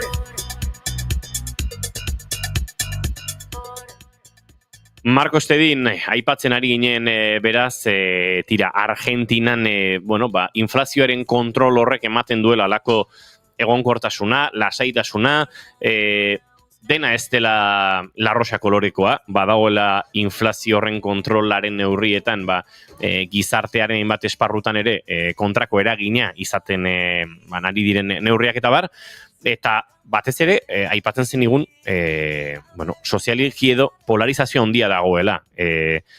Hau ere aurrikus genezaken zerbait da, uste dute orokorrean gertatu den zerbait izan dela Argentinan azken urteetan, politikoki polarizazio hori, eta Mileiren presidentziak ez duela hori nolabait aldatu. Akaso bandoz aldatu da polarizazioa, baina polarizazioak hor jarraitzen du. Bai, hori da, eta nik uste du bai, onartu behar dela, hori izan da Argentinako historiaren gauza etengabe bat, ez da, beti gonda Argentinan polarizazioa, nik uste azkenen herrialde guztietan, herrialde gehienetan beti goten dela polarizazioa, karo, nik uste dute normalean, norbait gobernuan dagoenean, presidente denean, grieta hori edo polarizazio hori, saiatu behar da amaitzen, nik uste dute hori dela, zentzuzko gauza bat, eza? Baina berak egin dau guztiz kontrakoa. Sakondu da, no? Grieta horretan, eta uste dut ezala oso osasuntxoak, azkenean nik badakit gu argentinarrok oso zutzuak izaten garela, oso biziak, eta grieta hori, ez oso lagungarria, eta hori bai gertzen dela kalean, nik uste, oso gai delikatua izaten da politika, baina orain askoz gehiago, nik ez dute politikaz hitz egin nahi, uste dut ala, beti amaitzen da, liskar batean edo eztabaida batean, orduan nahi got gai hortik aldentzea, eta gaina nik uste dut badagoela bai sentsazio hori, burbuja baten barruan gaudela, eta momentu batean, estanda egingo dau, eta hori inflazioarena, eta hori, amaituko da, ze adibidez, orain, hitz egiten ari da, eztabaidatzen ari da, prestamo berri bat FMI-rekin. Orduan, jendek ez ulertzen ze gauza horik beti txarto amaitzen dira, orduan, hori, sentsazio hori nik uste airean dagoela, momentuz ondo gaude inflazioari dagokionez behintzat, baina hori, hortik aparte, zakitzaia, baina bueno, gu oituta gauz. Zuek oituta gango zarete, baina bai, informazio dena kudeatzen eta ulertzea ez da erraix izaten. Aipatzen duzun, FMI delakoarekin izango den akordio hori, nolabait, saiez ezina da, Marcos, dekreto bidez aurrera atera den erabaki bat da, eta ikusi beharko dena da ondoren ze eragin ekonomiko dakartzan, dolar asko ingestatze horrek ere, inflazioan eragina behar luke izan, naiz eta orain kontrolpean egon, ez? Bai hori da, eta genen, zuka aipatu dituzuk bi gauza interesgarriak. Lehenengoa da, dekretuaren bidez egin duena, edo egingo duela Mileik, eta hori da, ohituta dau dekretuaren bidez egitera gauzak, eta hori oso demokratikoa, ze azkenean ez dau kongresuan inolako eztabaidarik edo hori. Ordan zentzu horretan ikusi dut horrek kezkatzen dagoela jendea, ze azkenean ez dau demokraziarik. Berak erabakitzen du gauza bat egitea eta dekretu baten bidez onartzen du. Hori alde batetik, eta beste aldetik, hori, prestamoarena, azkenean, berak kanpainan esaten zagoela, hori, prestamoa onartezina zela. Hori ez zela egin behar, eta azkenean, guztiz kontrakoa egiten ari da, Tamalez, bueno, oituta gaude olako gauzetara, ze azkenean kanpainan politikak mota batekoak dira, baina gero irabazten dutenean, ba, bueno, alderantziz jotzen dute, orduan, ba, zakit, zuk esan duzun moduan, ba, dolarrena, ba, bai, nik uste dut eragin izango dauela, baina, bueno, ikusiko zelan egiten den berak hori konpontzeko. Sinisgarritasun asko kentzen dio horrek gauza bada, kanpainan esaten duten guztia ez duela inork betetzen, eta hori asumituta daukagu, eta hori hola da ez, bakizu, ba, presidenterako hautagaitza aurkezten duenean norbaitek gauza asko esaten dituela, egingo dut hau, eta hau, eta hau, eta hau, eta gero dena ez duela beteko, beste gauza bada, esatea, egingo dut hau, eta guztiz kontrakoa egitea, sinesgarritasun guztia galtzen duzu, eta agian, Mileiri bost axola, sinesgarritasuna ez du baloratzen. Hori edo, bere irudia, ez dio garrantzia ematen horri berak dauka boterea, eta berak egiten du nahi duena, eta agian nahikoa du horrekin, eta ez du igual epe luzera pentsatzen, ez? Hemendik urte batzutara herriak ze jarrera edukiko duen berarekin, berak momentu honetan badu boterea, eta hori erabiliko du, baina, claro, ez dakit, sinesgarritasuna guztiz galtzea ere, ez da ona. Bai, nik uste dut hor dauela kontu bat dela fanatismoa. Ze azkenean, fanatikoek, ba, entzuten dute orain Mileik izaten duena, eta erabiltzen dute oso esaldi orain polemiko, polemikoa da, como beti erabiltzen dute modan jarri den esaldi berri bat, dala, ez exactamente lo que voté. Osea, hori, bozkatu nuena da. Eta gezurra da, azkenean bakizu hori ez dela egia. Zuk bozkatu zenuen gauza bat, eta orain berak egiterari da guztiz kontrakoa, eta zuk ala ere fanatikoa zarelako, ba hori, justifikatu nahi duzu. Orduan esan duzu, ba hori da exactamente lo que voté. Eta justu, ba, beba izakite hori Euskal Herriera helu zen ala ez, baina orain dela gitxi, Mileik txio bat bota zuen. Noski, heldu dela, bai. Eta horra nahi nuen iritsi, Marcos, ze sinesgarritasuna galtzearen arira, uste dut Cryptogate eskandaloa, bai, gure entzulek garbi kokatuta daukate, Mileiren txio hori, zenbat jendek, bueno, arengan fidatuta eta presidentearen bultzada horrekin eraman da, ba, ikargarrizko zuloa egin duten, eta, bueno, ez dakit, Argentina rekuperatute den ontaz, ze kolpe bat izan da, eta aipatzen dugun fanatismo horretan, ba, sinesgarritasuna oraindik eman nahiko dio botanteak, baina Mileiren sinesgarritasuna asko erori da, bi golpea handia betan, segurazki hau potoloena. Bai, eta nik, a ber, zagit, itzaingo dut komunikazioaren aldetik, nik komunikatzaia naiz, nik uste dut izan zala lehen da bizikoz, bere jendeak, Milei inguratzen duen jendeak, ez duela esan, ez exactamente lo que vote. Hori izan zen lehenengo kolpea. Berak egin zagoena, evidentemente, estafa bat izan zen, ez dago zalantzarik, baina berak egin zuenaz aparte, gero bere inguruan zelan erantzun zuen, ba oso latza izan zen berarentzat. Azkenean, lehenengo, berak ezakit, hau izan zen, nik uste dut arratzaldeko zazpiretan. Uste dut zazpiretan izan zala. Bere inguruko lehenengo erantzuna izan zen esatea, hau, jakeatu egin dute, kontua. Horren, hor sartu ziren kontrako politikariak esateko, hau ez da estafa bat, barkatu, hau ez da estafa bat, eta berak egin zion promozioa. Orduan, hor sartu ziren balak, nik uste, lehenengo balak. Eta hor bai badau sinisgarritasun kontu bat, nik uste lehen da bizikoz, bere sinisgarritasuna bai erasotu egin dute nola baitzateko. Ze, karo, azkenean kontrako oposizioko politikariek erabili zuten kontu hau, hori, Milei erasotzeko, eta bazegoen bebai mito bat, Milei zala hori guru ekonomiko bat, genio bat, ezaki zer. Eta, a ber, holako estafa bat egiten bali baduzu, igartzen da ez zarela genio bat, inondik inora. Orduan, Orduan nik uste dut badauzela orain bi aukerak, edo ez da genio bat, edo bezaldetik genio bat da bai, baina estafa bat egin du. Eta lapurtu egin nahi izan. Orduan zein da txarrena. Hau da, da gaiztoa nahi gabe edo gaiztoa nahita. Baina bietan erantzuna da gaiztoa dela. Orduan... Aipatu du Markosek komunikazioaren ikuspegitik aztertu nahi zuela hau, krisiaren komunikatze kudeaketa, barkatu, kosta zaite esaldia egituratzea, krisia nola kudeatu duten komunikatiboki ere ez da analisitik kanpo utzi dezakegun zerbait. Ze, akats nagusia ziurrenik horre onda.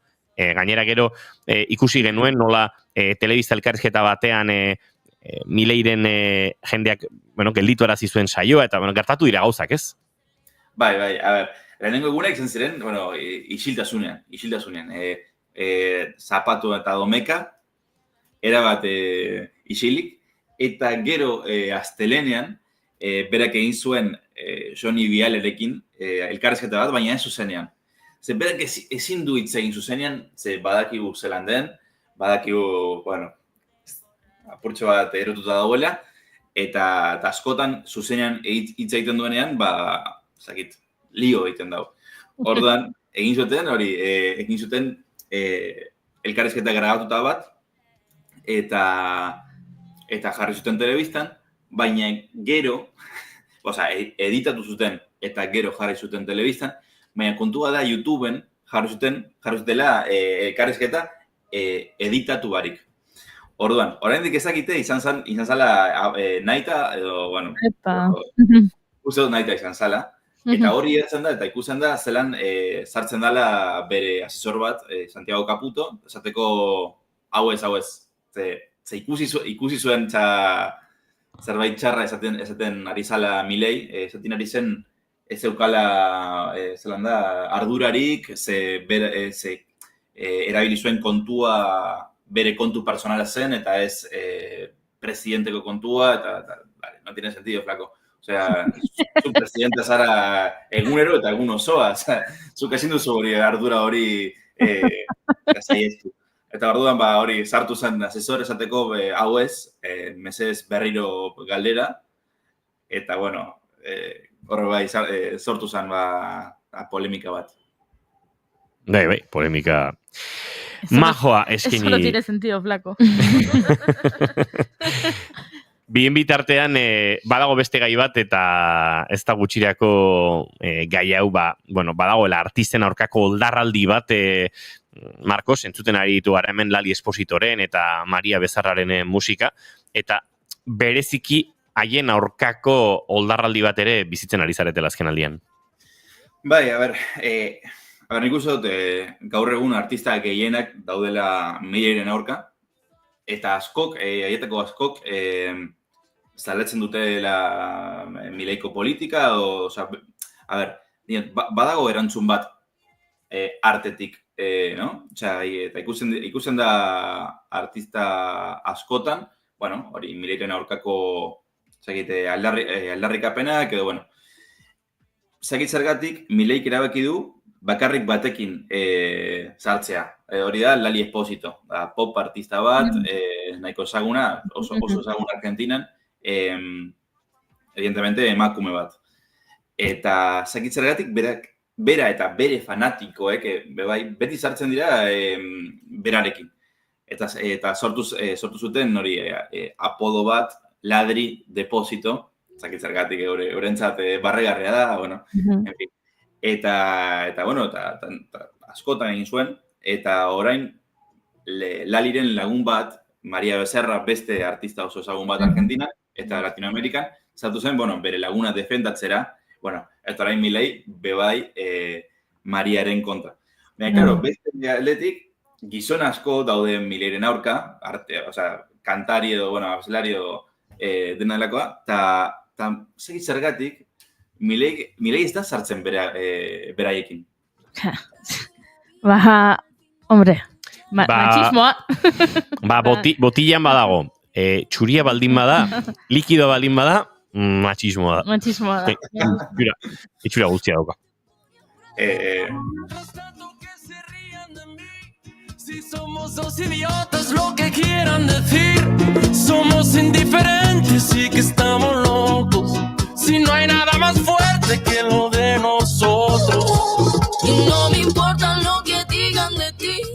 Arma de doble filo y que te vean. Alare, Marcos, bi izenabek aipatu ditugu, baina oldarraldi hori pixkat zabalagoa da, kontzertuak ere debekatu dira, uste baino gatazka handiagoa dago artistekin Argentinan oraintxe. Bai, orain kasurik handiena izan zen Milo J-arena. Milo J da nahiko artista berria, gaztea, oso ona. Nik onartu behar dut, naizela oso zalea oraingo musikaz, baina berak gustatzen zait bere musika entzutea. Eta berak egin nahi zuen kontzertu bat ESMAn. ESMA da Escuela Mecánica Armada de la Armada, eta hor, orain dela 40 urte edo, egon zan, hori erabiltzen zuten jendea torturatzeko. Orduan nahiko orain da museo bat, nahiko, ezan nahi handia daukana, ze hor diktadurak erabiltzen zuen jendea torturatzeko, eta orain gobernuak itxi nahi du, esaten du hor, eurek, evidentemente, oraingo gobernuak itxi nahi du, evidentemente, diktaduraren alde esate baterako daudela, eta, hor Milo J-ak egin nahi zuen kontzertu bat, eta antolatu zuen kontzertu bat, lortu zituen baimen guztiak, eta kontzertuan eguna, jendea joan zen fila egitera, eta helu zirenean, hori, bertan bere hau zuten. Eta, klaro, gobernuak erabaki zuen, Mileik ez zuen ezer esan, baina gobernuak erabaki zuen, kontzertua ez baimentzea. Sekulako polemika piztu zen, ze dana baimen guztiak lortu zituen, eta hori, nik uste, hierri zalaz, zentzura hutsa. Ze azkenean ez dagoela hori ez baimentzeko arrazoirik, eta nik uste nahiko tamalgarria da, eta gaia, ikaragarria da olako gauzak bizitzea demokrazian. Baina, eta orain dakagun garaia. A vos y a tu pelo, el cielo era gris. Ya he intentado amar a otro. Zaizu ze pena ematen didan resignazio puntu horrek. Sentsazio horrek, hau da, izugarria da, baina hau da tokatzen zaiguna. Edo, hau da bizi behar duguna, hau da jasan behar duguna, edo, resignazio punturi ulertzen dudala, bizitzeko eta aurrera jarraitzeko beharrezkoa dela, eta baina Argentinarrek horrela egin beharko dute, ezin duzute 24 orduz egunero tentsioan egon, eta pentsatu behar duzu, tokatzen zaiguna da, baina aldi berean ze pena ez, ikustean kanpotik horrelako presidente bat, horrelako jarrerak, horrelako erabakiak eta pentsatzea herrialde oso bat badagoela, oso edo zati handi bat herrialderena behintzat sufritzen eta resignazio puntu hori ez, baina sekulako pena ematen du.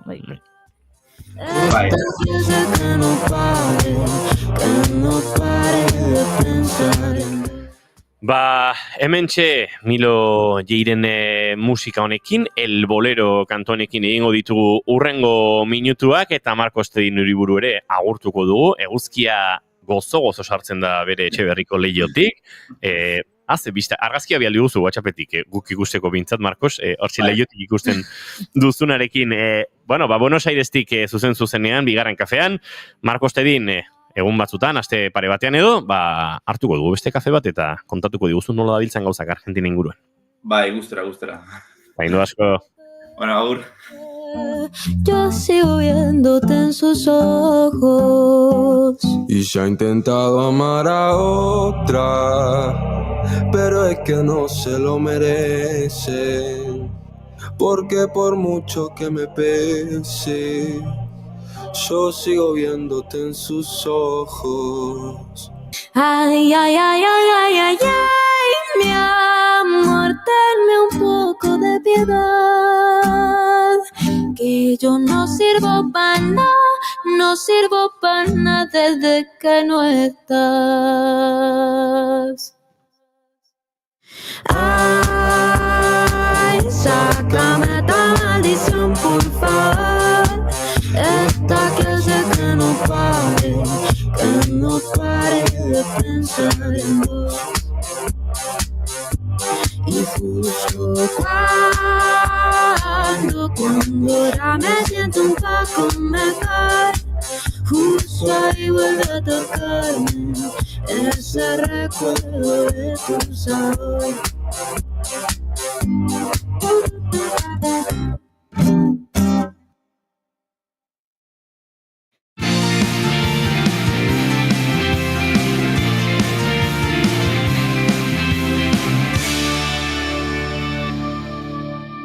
Bigarrenak ez direlako beti okerragoak, bigarren kafea.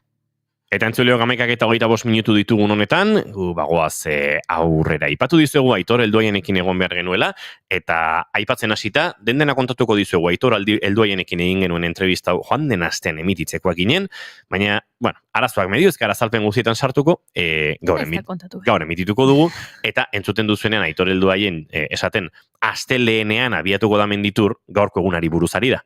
Beraz, ez da dila inor nahastu, xehetasun guztiak eta menditurren jakin beharreko guztia, datozen minutuetan Aitor Helduaienekin izango dugun, elkarrizketa honetan.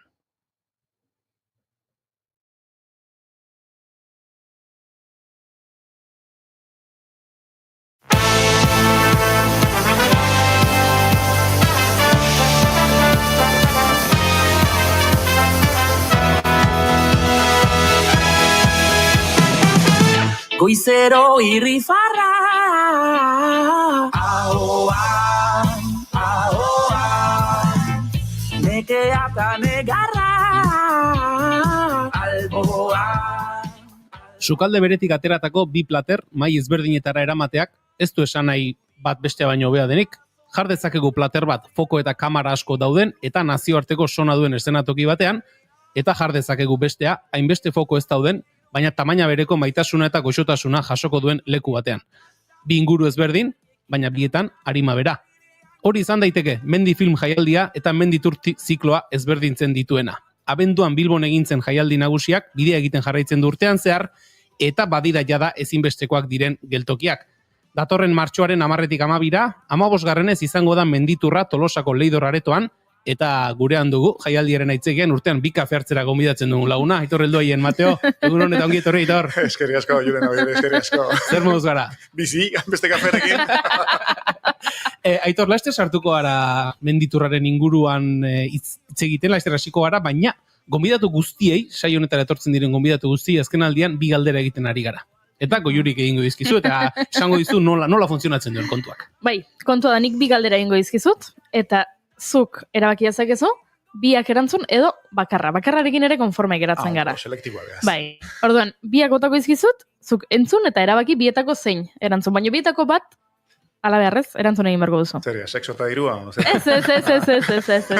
Ez. Hoi gero mikrofonoa itzalitakoa dagian. Baina hauek desberdinagoak dira. Lehenengoa da, ea, zure hileta, zure funerala, nola gustatuko litzaizuken izatea. Eta bigarrena da, norbait etorriko balitzata, esango balu.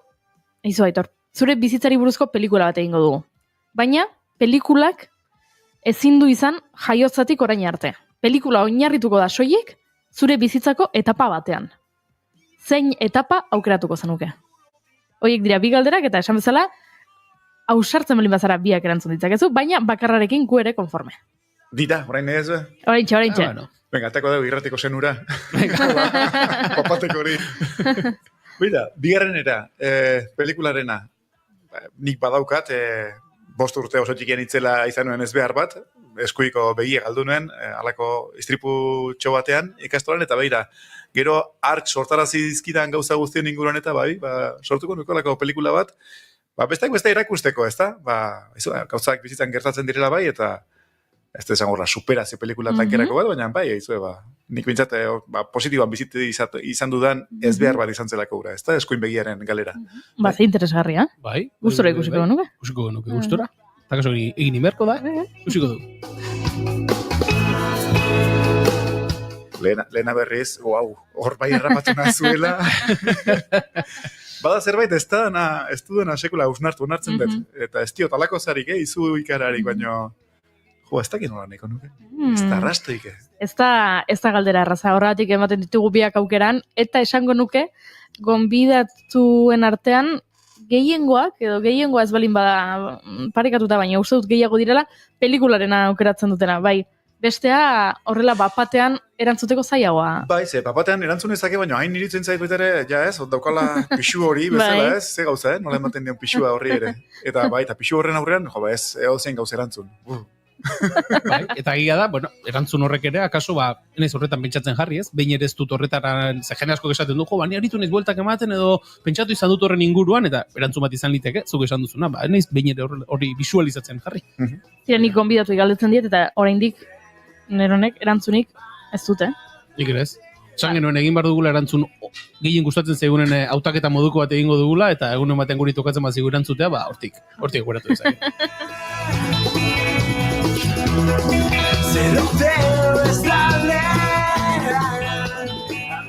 Eta orain bai, galdera zehatzauak. Eta lehenik, zakit barkamen eskatzen hasi behar dugun edo zo, baina lizentzia bat hartu dugu Aitor mendifilmetan menditurraren inguruko alderak eta plateren inguruan egiteko, ez dakit lizentzia hartzen gehiegi hartako joan garen edo... Lizardin pare jarri zaila. Eta ia izi.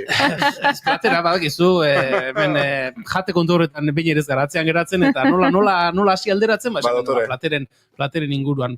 Zan liteko horrelako zerbait menditur eta mendifilm? Bete-betekoa, bai. Nola beteko plater nagusi bat edo, abenduko hori mendifilm, hango 10 egunak, ze gero handik errotuta sortzen da menditurra, ez? Hango The Best of edo onenak izaten diren pelikula horiek hautatu eta batean da bestean egin ibiltzen ditugu, beraz, bai, dudik gabe, bi platereko menu hori.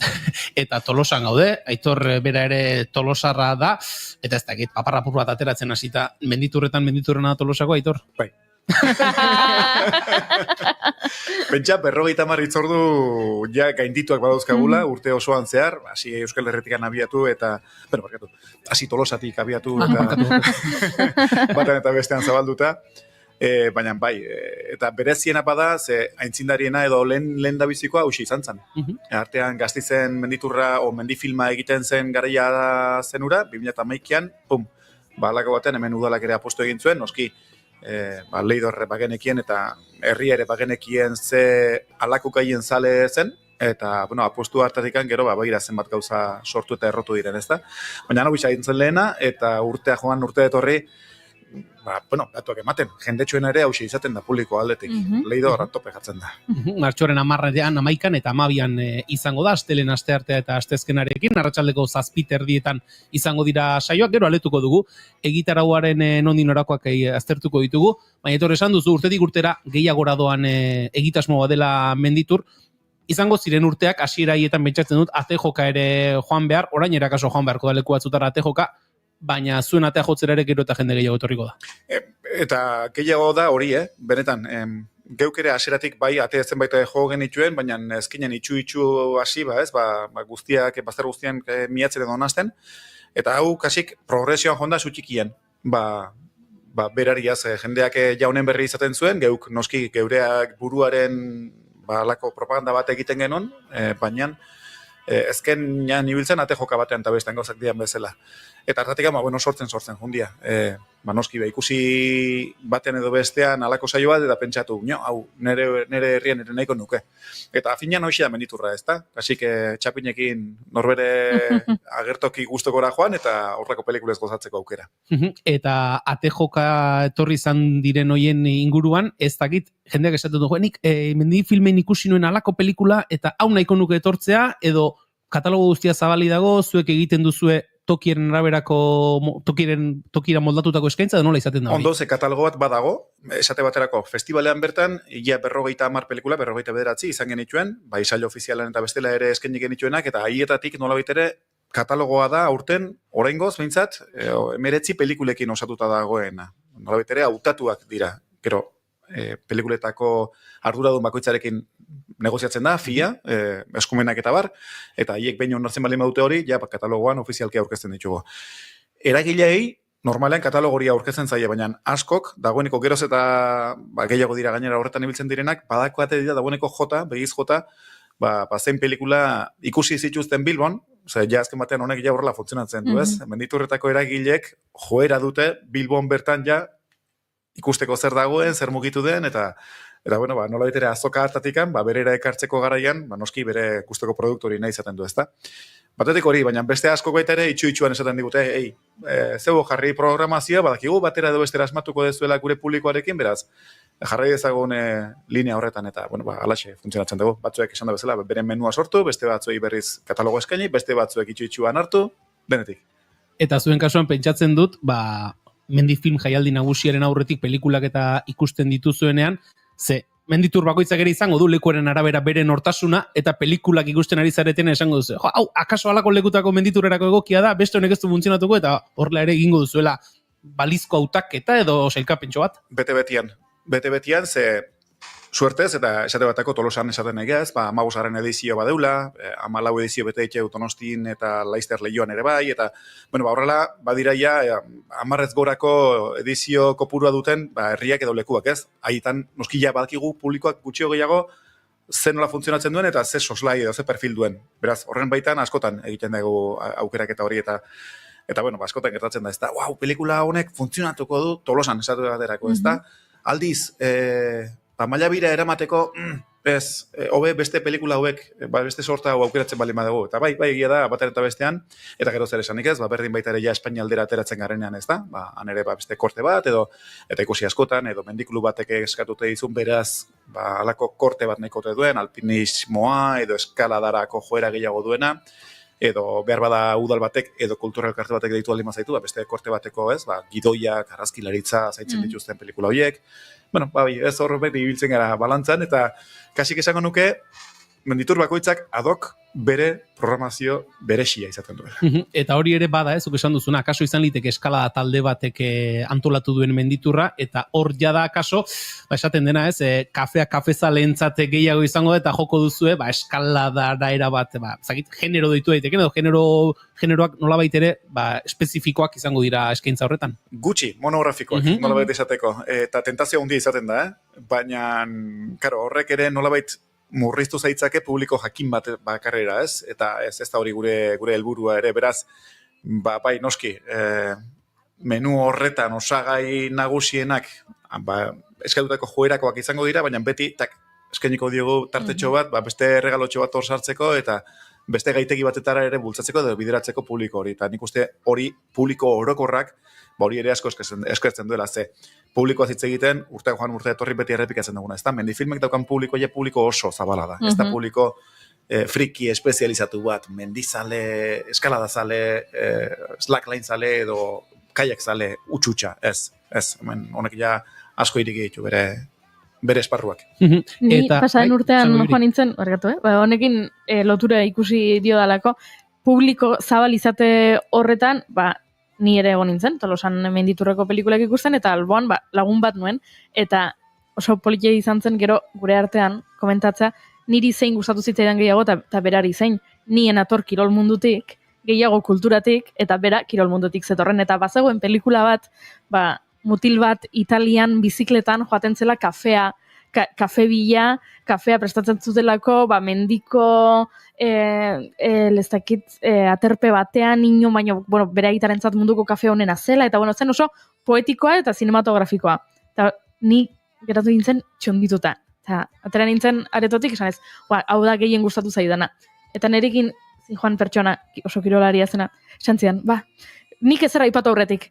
Begira, niri bizikletaren ara etzai gustatu ze. Claro, eske egia falta zita, kasko gabezi joan bizikletan, beste bizikleta hau eta beste, eta orduan etzait iruditu besteak bezain hain egiazkoa, eta orduan, igual gutxiena hori, eta bidatu nion da, nik esan behar nizun, niri keien hori gustatu zaidala, baina horrek esan nahi du hori. Ze honago hori egitan, horlakoak entzutea da, pum, bingo, erakitzen duena horixe, ez? Zeukutako azon ikuspegi eta igual kultura cinematografiko hori ez, justuka zer hori, film labur bat besterik ez da, Kafe Amerikano izena duena, Ben Peitzek egindakoa. Eta ikusi eta da, ze intentziorekin egindako pelikula da. Eta ze ona. Aldiz, biker asko egon dira, Bai. ungilean eta ibiltzen direnak eta bai, bueno, tipo hori ezagutzen dugu, horre dabilen biker hori, eta, bueno, ez da asko ikusten salto egiten, edo... Hori da, bai. Bai. Bai, baina horrek esan nahi du, publiko orokorrarentzat egindako jaialdi bat dela, eta denok topatuko dugula gustoko dugun zerbait. Bai, eta zina dela, zine dokumentala, baina zina dela.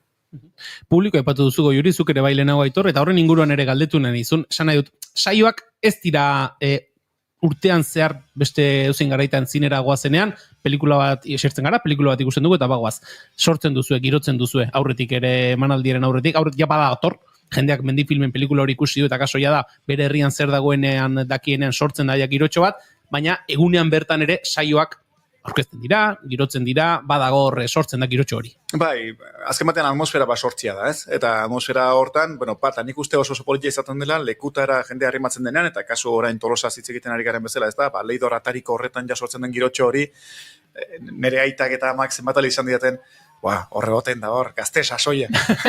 Beste egia delako, bai, perfil majoritario bat edo ez, gehiengo bat badagoela, eta hortxe hasten da sortzen zerbait. Ez da, gero egia da, behin barura sartu eta saio hasten denean, geure joera beti izaten dela, aurkezpena egiterakoan, esan, ze saio ikustera etorri zarete, pista politxo batzuk eman, ez? Ikustera dozen pelikula bi buruzkoak, ze sari izan dituzten bende filmen, nondia dozen, ze beste festivaletan ibilote diren, gaitekiak zein diren, zuzendariak askotan zein diren, eta ze ibilbide daukaten, horreko zertzela batzukin, jakokatu dezu saioa, eta horrekin aurrean flow. Baina saioan sartu, ez da noski saioan normalean behintzat pelikula bakarreko saioa izaten, baizik eta hori ez, film dokumental ertain edo film laburrez osautako saio bat izaten da, 2, 3, 4, 5 pelikulez osautako saioak, ordu terdi inguruko proiektzio iraupen batian, ez da gutxora bera, ordu terdi, 2 ordu asko jotara, eta gero laxe berriz ere, bukerakoaren agurtzera etorri, ez zela pare bat gehiago eskaini historian, eta, jendean ikuste horrekin, gogo betetzen dela.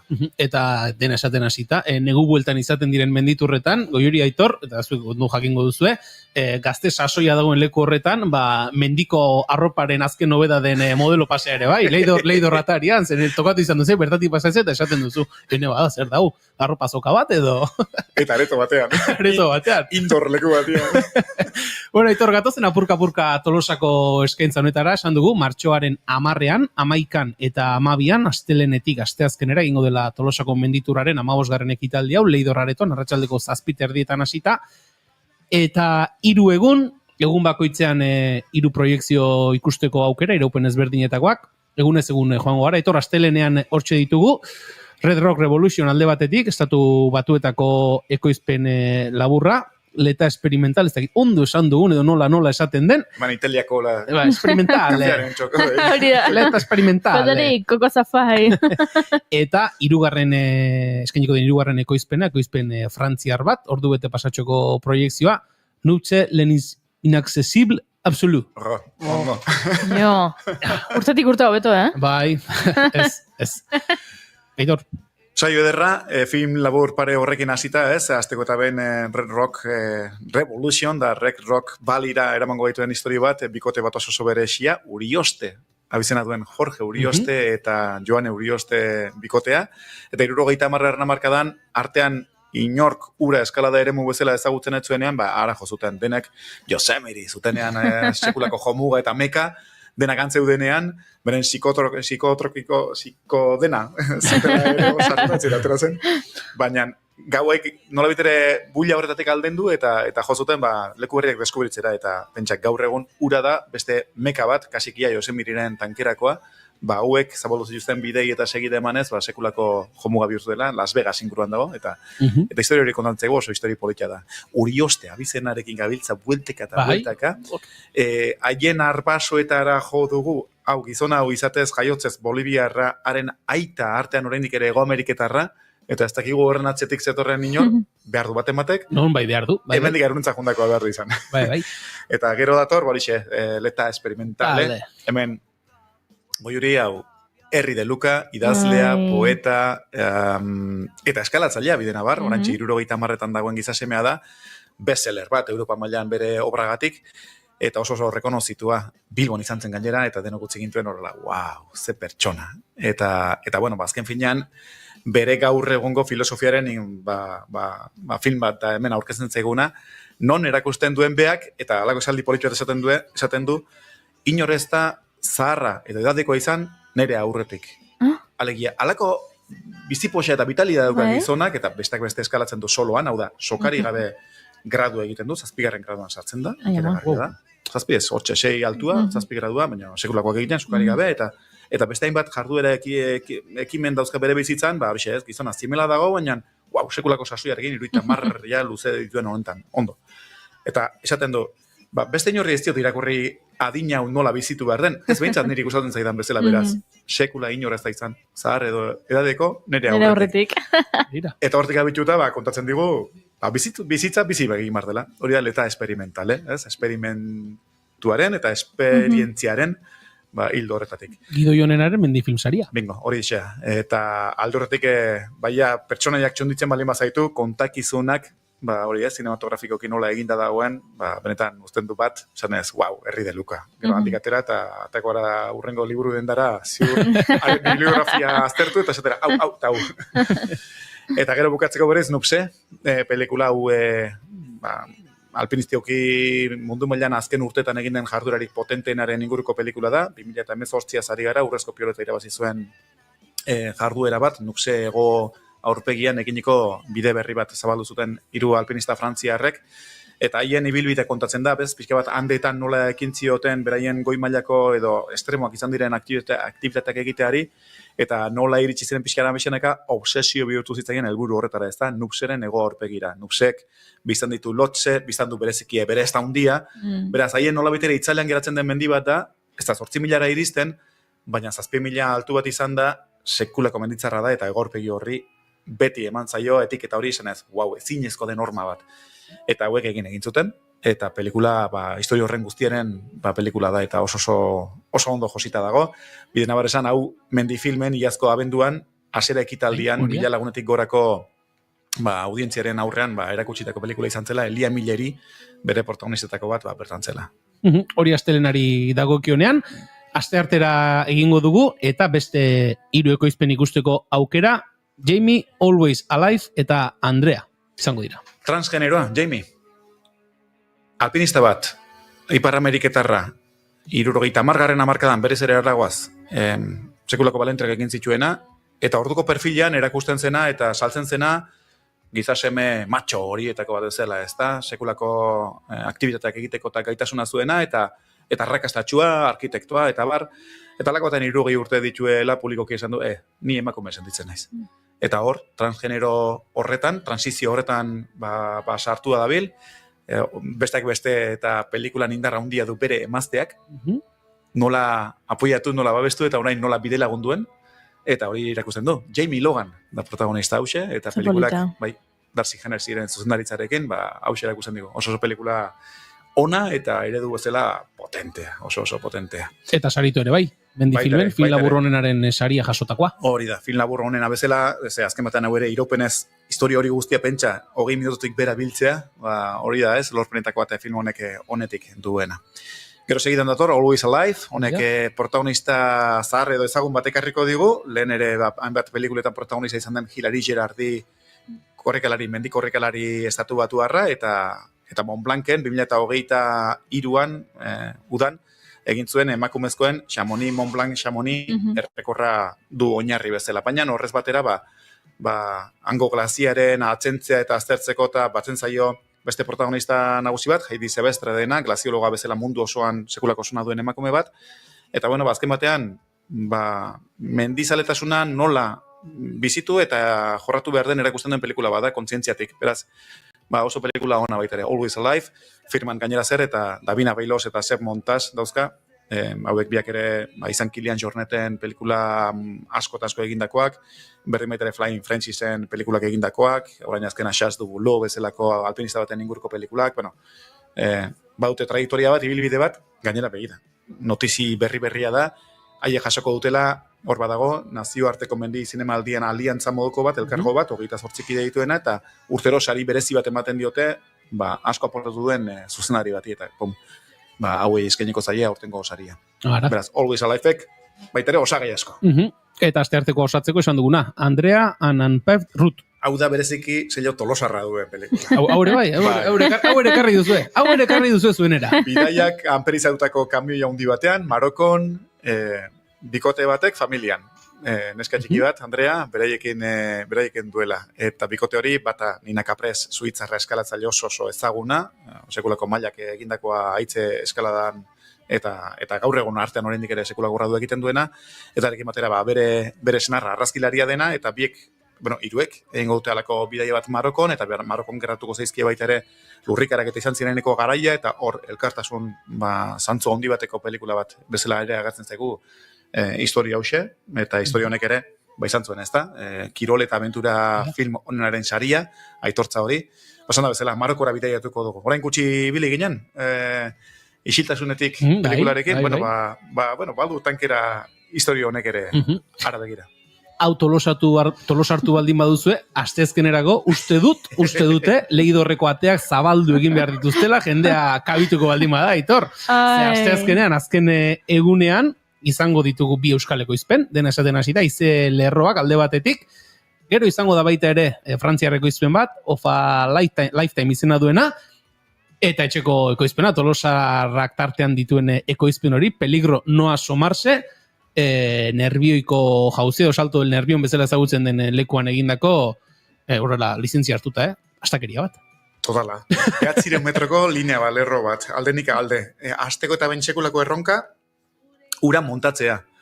Zer esanik ez, ura montatu alizateko baimena lortzea ere, eta hor, azaltzen da Mario Hidalgo, hemen Tolosarra den slacklinerra, eta, ark egin zuen txin hori, magia hori ark lortu zuen, ez, baimenak eta lortzea, eta gero montatzea ere, sekulako lana izan zen, eta Peligro no asomarse, ditzen den pelikula honek hori asko erakusten du, eta hori da oso zona, ez, beti highlineak eta slanlineak ikustera ohituta gaude, baina horretan aritzen ezkarinok nekez ulertzen dugu, baina nola bota dute linea bat, alde honetatik beste alderaino 100 metro eginez. Zesanik ez 900 metro. Eta hori nola osatzen duten gehi, nola gero linea bera ere, nola esaten dute hauek, oinez egiten duten, Oinez. Hala esaten dute oinez. Ondo. Euskeraz oinez, gaztelaniaz kaminar esaten diote, eta haupai. Pentsa, 200 metroko jauzia dukan, zirko ederro horretan. Izan bertan, eta zulo ondia dagoan, Bai, eragina egiten du, ertzean jarri ezkio, espektakularra da, lekua zoragarria, iruditarako ere Danik Askalesek oso ondo aprobetxatua, Danik Askales Andaluziarra da, Bilbora bizitzera etorritako mutila, slackline, highline zalea oso, batu da Oreka Tolosakoekin, eta denen artean, Mendifilm Bizkaia Ternua bekako bultzada jaso zuten, 10.000 euro aholkularitza eta Mendifilmen pelikula estrenatzeko aukera, eta, baina handi batean, hortan eutxita, atera dute pelikula hau, zeina, Mendifilmen estrenatu zen, ikera gustatu zen orduko hartan, Oreka Tolosako asko eta gainera haien inguruko jende eta lagun asko ere bertan izan ziren, geroztik Menditurretan aleka hasita gaude baten da bestean erakusten, eta orain iritsi zaio, ja erabat, oskoletik atera eta lau izitara zabaltzeko garaia, Leidorren, Tolosan, etxekoen nola betere eta aurrian. Zer egin behar duzu, Uzturretik Leidorreraino soka bat bota eta handik agertuko dira, edo nola izango da kontua? Zeine kontatu dizu, isilpean genuen. Isilpean zenukaten! Eske lenguan esan ziaten ja publikoa zela. Ez baino. Zerbait izango dela, botatzeagatik hori ez dago galetu beharrik, baina zerbait berezi izango da. Bai, salda badago. Eta aldurretik azken batean horikakoak ere, nik uste horretara asko direla jartzen dagoeneko, ezta? Ez bakarrik esate baterako Tolosan montatzen duten hor zerkausitikan izaskun Uzturrera begirako linea sorta hori guztia eta horrean antolatzen duten festa, baizik eta ja hortik aratago ere, batan eta bestean linea oso potenteak eta politiak ari dira montatzen, eta azken batean hau guztia baita ere ikuskizun bezala saltzen ere hasita dabiltza, beaz. Dena bat, nik uste Leidorreko itzordu hoxe, kaldu ezin denoitako, Hori plater nagusia, azken egun horretan, eta esan dugu beste bieko izpen ere bai. Bai, zen baita ere, lehen besteako beste esate genuen Hilari Gerardi protagonista pelikula askotan, zer esan, azken edizio hauetan Mendifilmen Janire Etxabetaz. Janire Etxabek, Dimegazekin batera, dantza vertikala jarri digu lehen lerroan, eta berak hori du orentxe, ja pasio erabat horretara jarrita dago, eskaladarekin uzartu litekeena, baina bereziki dantza vertikala den jarduera, eta hori nola bizitzen duen kontatzen digu Ize Lerroak honetan. oso barnerakoia den pelikula bat, eta liberean bere erakusten dizkigunak, bere lagunak, eta bere gustoko dantzalekuak, dantza vertikalerako, diren aitzarte horiek, eta kanterak, eta zoragarria. Pelikula bera oso fina. Janire Txabek ekarri digun hause, eta hemen orkestuko duguna, izelerroak. Eta bukatzeko berriz, Of a Lifetime, denak orla belarrirako irrifarko, zogo batekin, aurtengo menditurra bukatzeko pelikula bada. Eski estremoa, hor protagonistak Xavier de Lerru, hainbatetan eski estremoko munduko txapelduna izan dutakoa, haren 10 urte gaztegoa den anaia, Victor de Lerru, egungo estremoko munduko txapelduna dena, uste ja 3 edo 4 aldiz izan dela, eta hien altzoan Xavierren alaba, 18 urte bete berri dituen Mila, eta nolabiteko olako espedizio estremoetan, estrenatuko dena, aitaren eta osabaren eskutik. Non? Eta Antartidan. Wow. Da, Antartidan eski estremoa. Ja lekuak berak asko erakusten du, pelikulak berak ere argazkilaritza honenaren saria jaso zuen, pentsa, eta gero kontatzen zaigun historia ere oso politia da. Eta alde horretik, bada, Borixe, lehen hitz bat aipatu dut flow hori, ez? Honek bai emango gaitula flow batean, baina saioak eta menditurra bukatzera Tolosan. Horixe eskaintza, ohartxo batzuk ere gogoraraziko ditugu, saioak 7:30 hasiko direla, sarrerak jada eskuragai daudela, bai Leidorreko lehiatilan bertan, eta baita online ere, pelikula jatorrizko bertsioetan eskaintzen dira, Mendifilmek zuek zeuek sortutako azpitituluekin, eta pelikulen aurkezpenetan zeinu hizkuntza interpretazioa ere eskainiko da. Aitor, 15. menditurra Tolosan, zuzeu ere ibiltzen zara, beste menditurretan aurkezle bezala, norberarentza berezi izango da, etxean aritzea. Oso berezia. Ze dena da inguruko jendia, zenbat denbora aurreagotik aritzait jendia edo datetaz, eta bereziki programazioaz galdezka, zer egunetan, nola, zein dakarkizue, nola, ze nola joango da, hori murru hori ez, txar, espaliti dator, beraz bai aldortik ere oso berezia izaten da, Leidorren aurkeztea etxean, benetan etxean bezala izaten da, sala ikeragarri bat bageneko bezala, eta denok antxe bilduta, 600, 700, 800 lagun ikusle, bantxe denok mano. Eta bukatzeko, ez dakit ezer esaterik egongo den edo ez, baina pentsatzen dut, 2025ko abenduari begira ere, jada buru lanean izango zaretela. Apirilean zabalduko dugu izen ematepea, apriletikan irailera bitartian, eta ordurako dagoeneko ja fitxatzen ari ga. Pelikuletako zenbait, bide bat ez baita ere CUC foto lehiaketaren eskutik, 2025ko festivalaren kartel irudi nagusia izango dena ere hautatu biden dugu, hori martxoan bukatuko da deialdi hori, eta han hautatuko da. Beraz, bai, ja martxan dator, aurten, abenduaren 4tik 15, bostetik 14, abenduaren bostetik 14, ostial batean hasi eta igandean bukatuko den, Mendifilma, 18. edizioa, dagoeneko. Adinez nagusi. Adinez nagusi jaialdia. Kastari batzuk, ala esan zigun, aurtengo agurtzaz batera. Daton urterako titularra badaukat. Eta hori xegotan zuen, txeka. Erreskirian erortzi izango da, baina ala da. Tolosako menditurra letu dugu, 2025ko Mendifilmaren inguruko zertxo baitere aurreratu diguzu, Aitor. Ez dakit nondi begiratu, demoraldiko bigarren kafe hartzera gonbidatu zaitugu, edo urteko lehenengoa, ez dakit.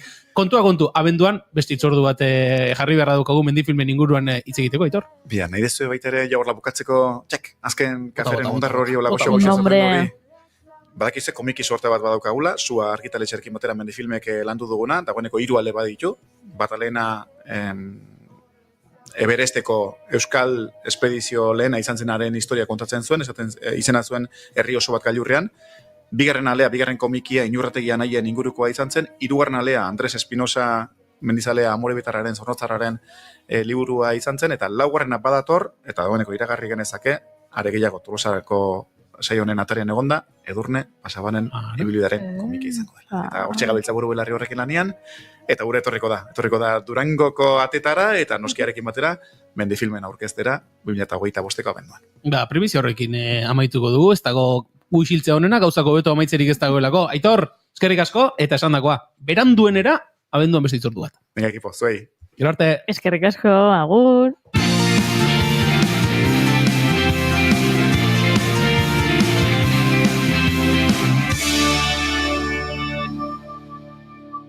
Bigarrenak ez direlako beti okerragoak, bigarren kafea. Kondenatu nauzu bizitzera, nahi dudana esan ta egitera. Ba, menditur gaurtik aurrera izango dugu eta egia esan plazerra eta luxua beti Aitor Helduainen xehetasun azalpen eta pasio horrekin zuekin informazio eta aipaturiko hauek elkar banatzea. Konturatzerako guardiko mabiak ere baditugu, beraz agurtzeko asti justukoa. June Romateti barguren datorren astelener arte. Bai, datorren astelener arte. Goiure zeizaran diazu bihar arte. Bihar arte. Eta zuek entzuleok plazer baduzue, bihar, hementsi izango gara, goizeko 10 eta 5 orain, informazioaren txanda, naiz erratian zintzu izan, ondo ibili, aio. Utzi nauzu hotzeta ikaraz.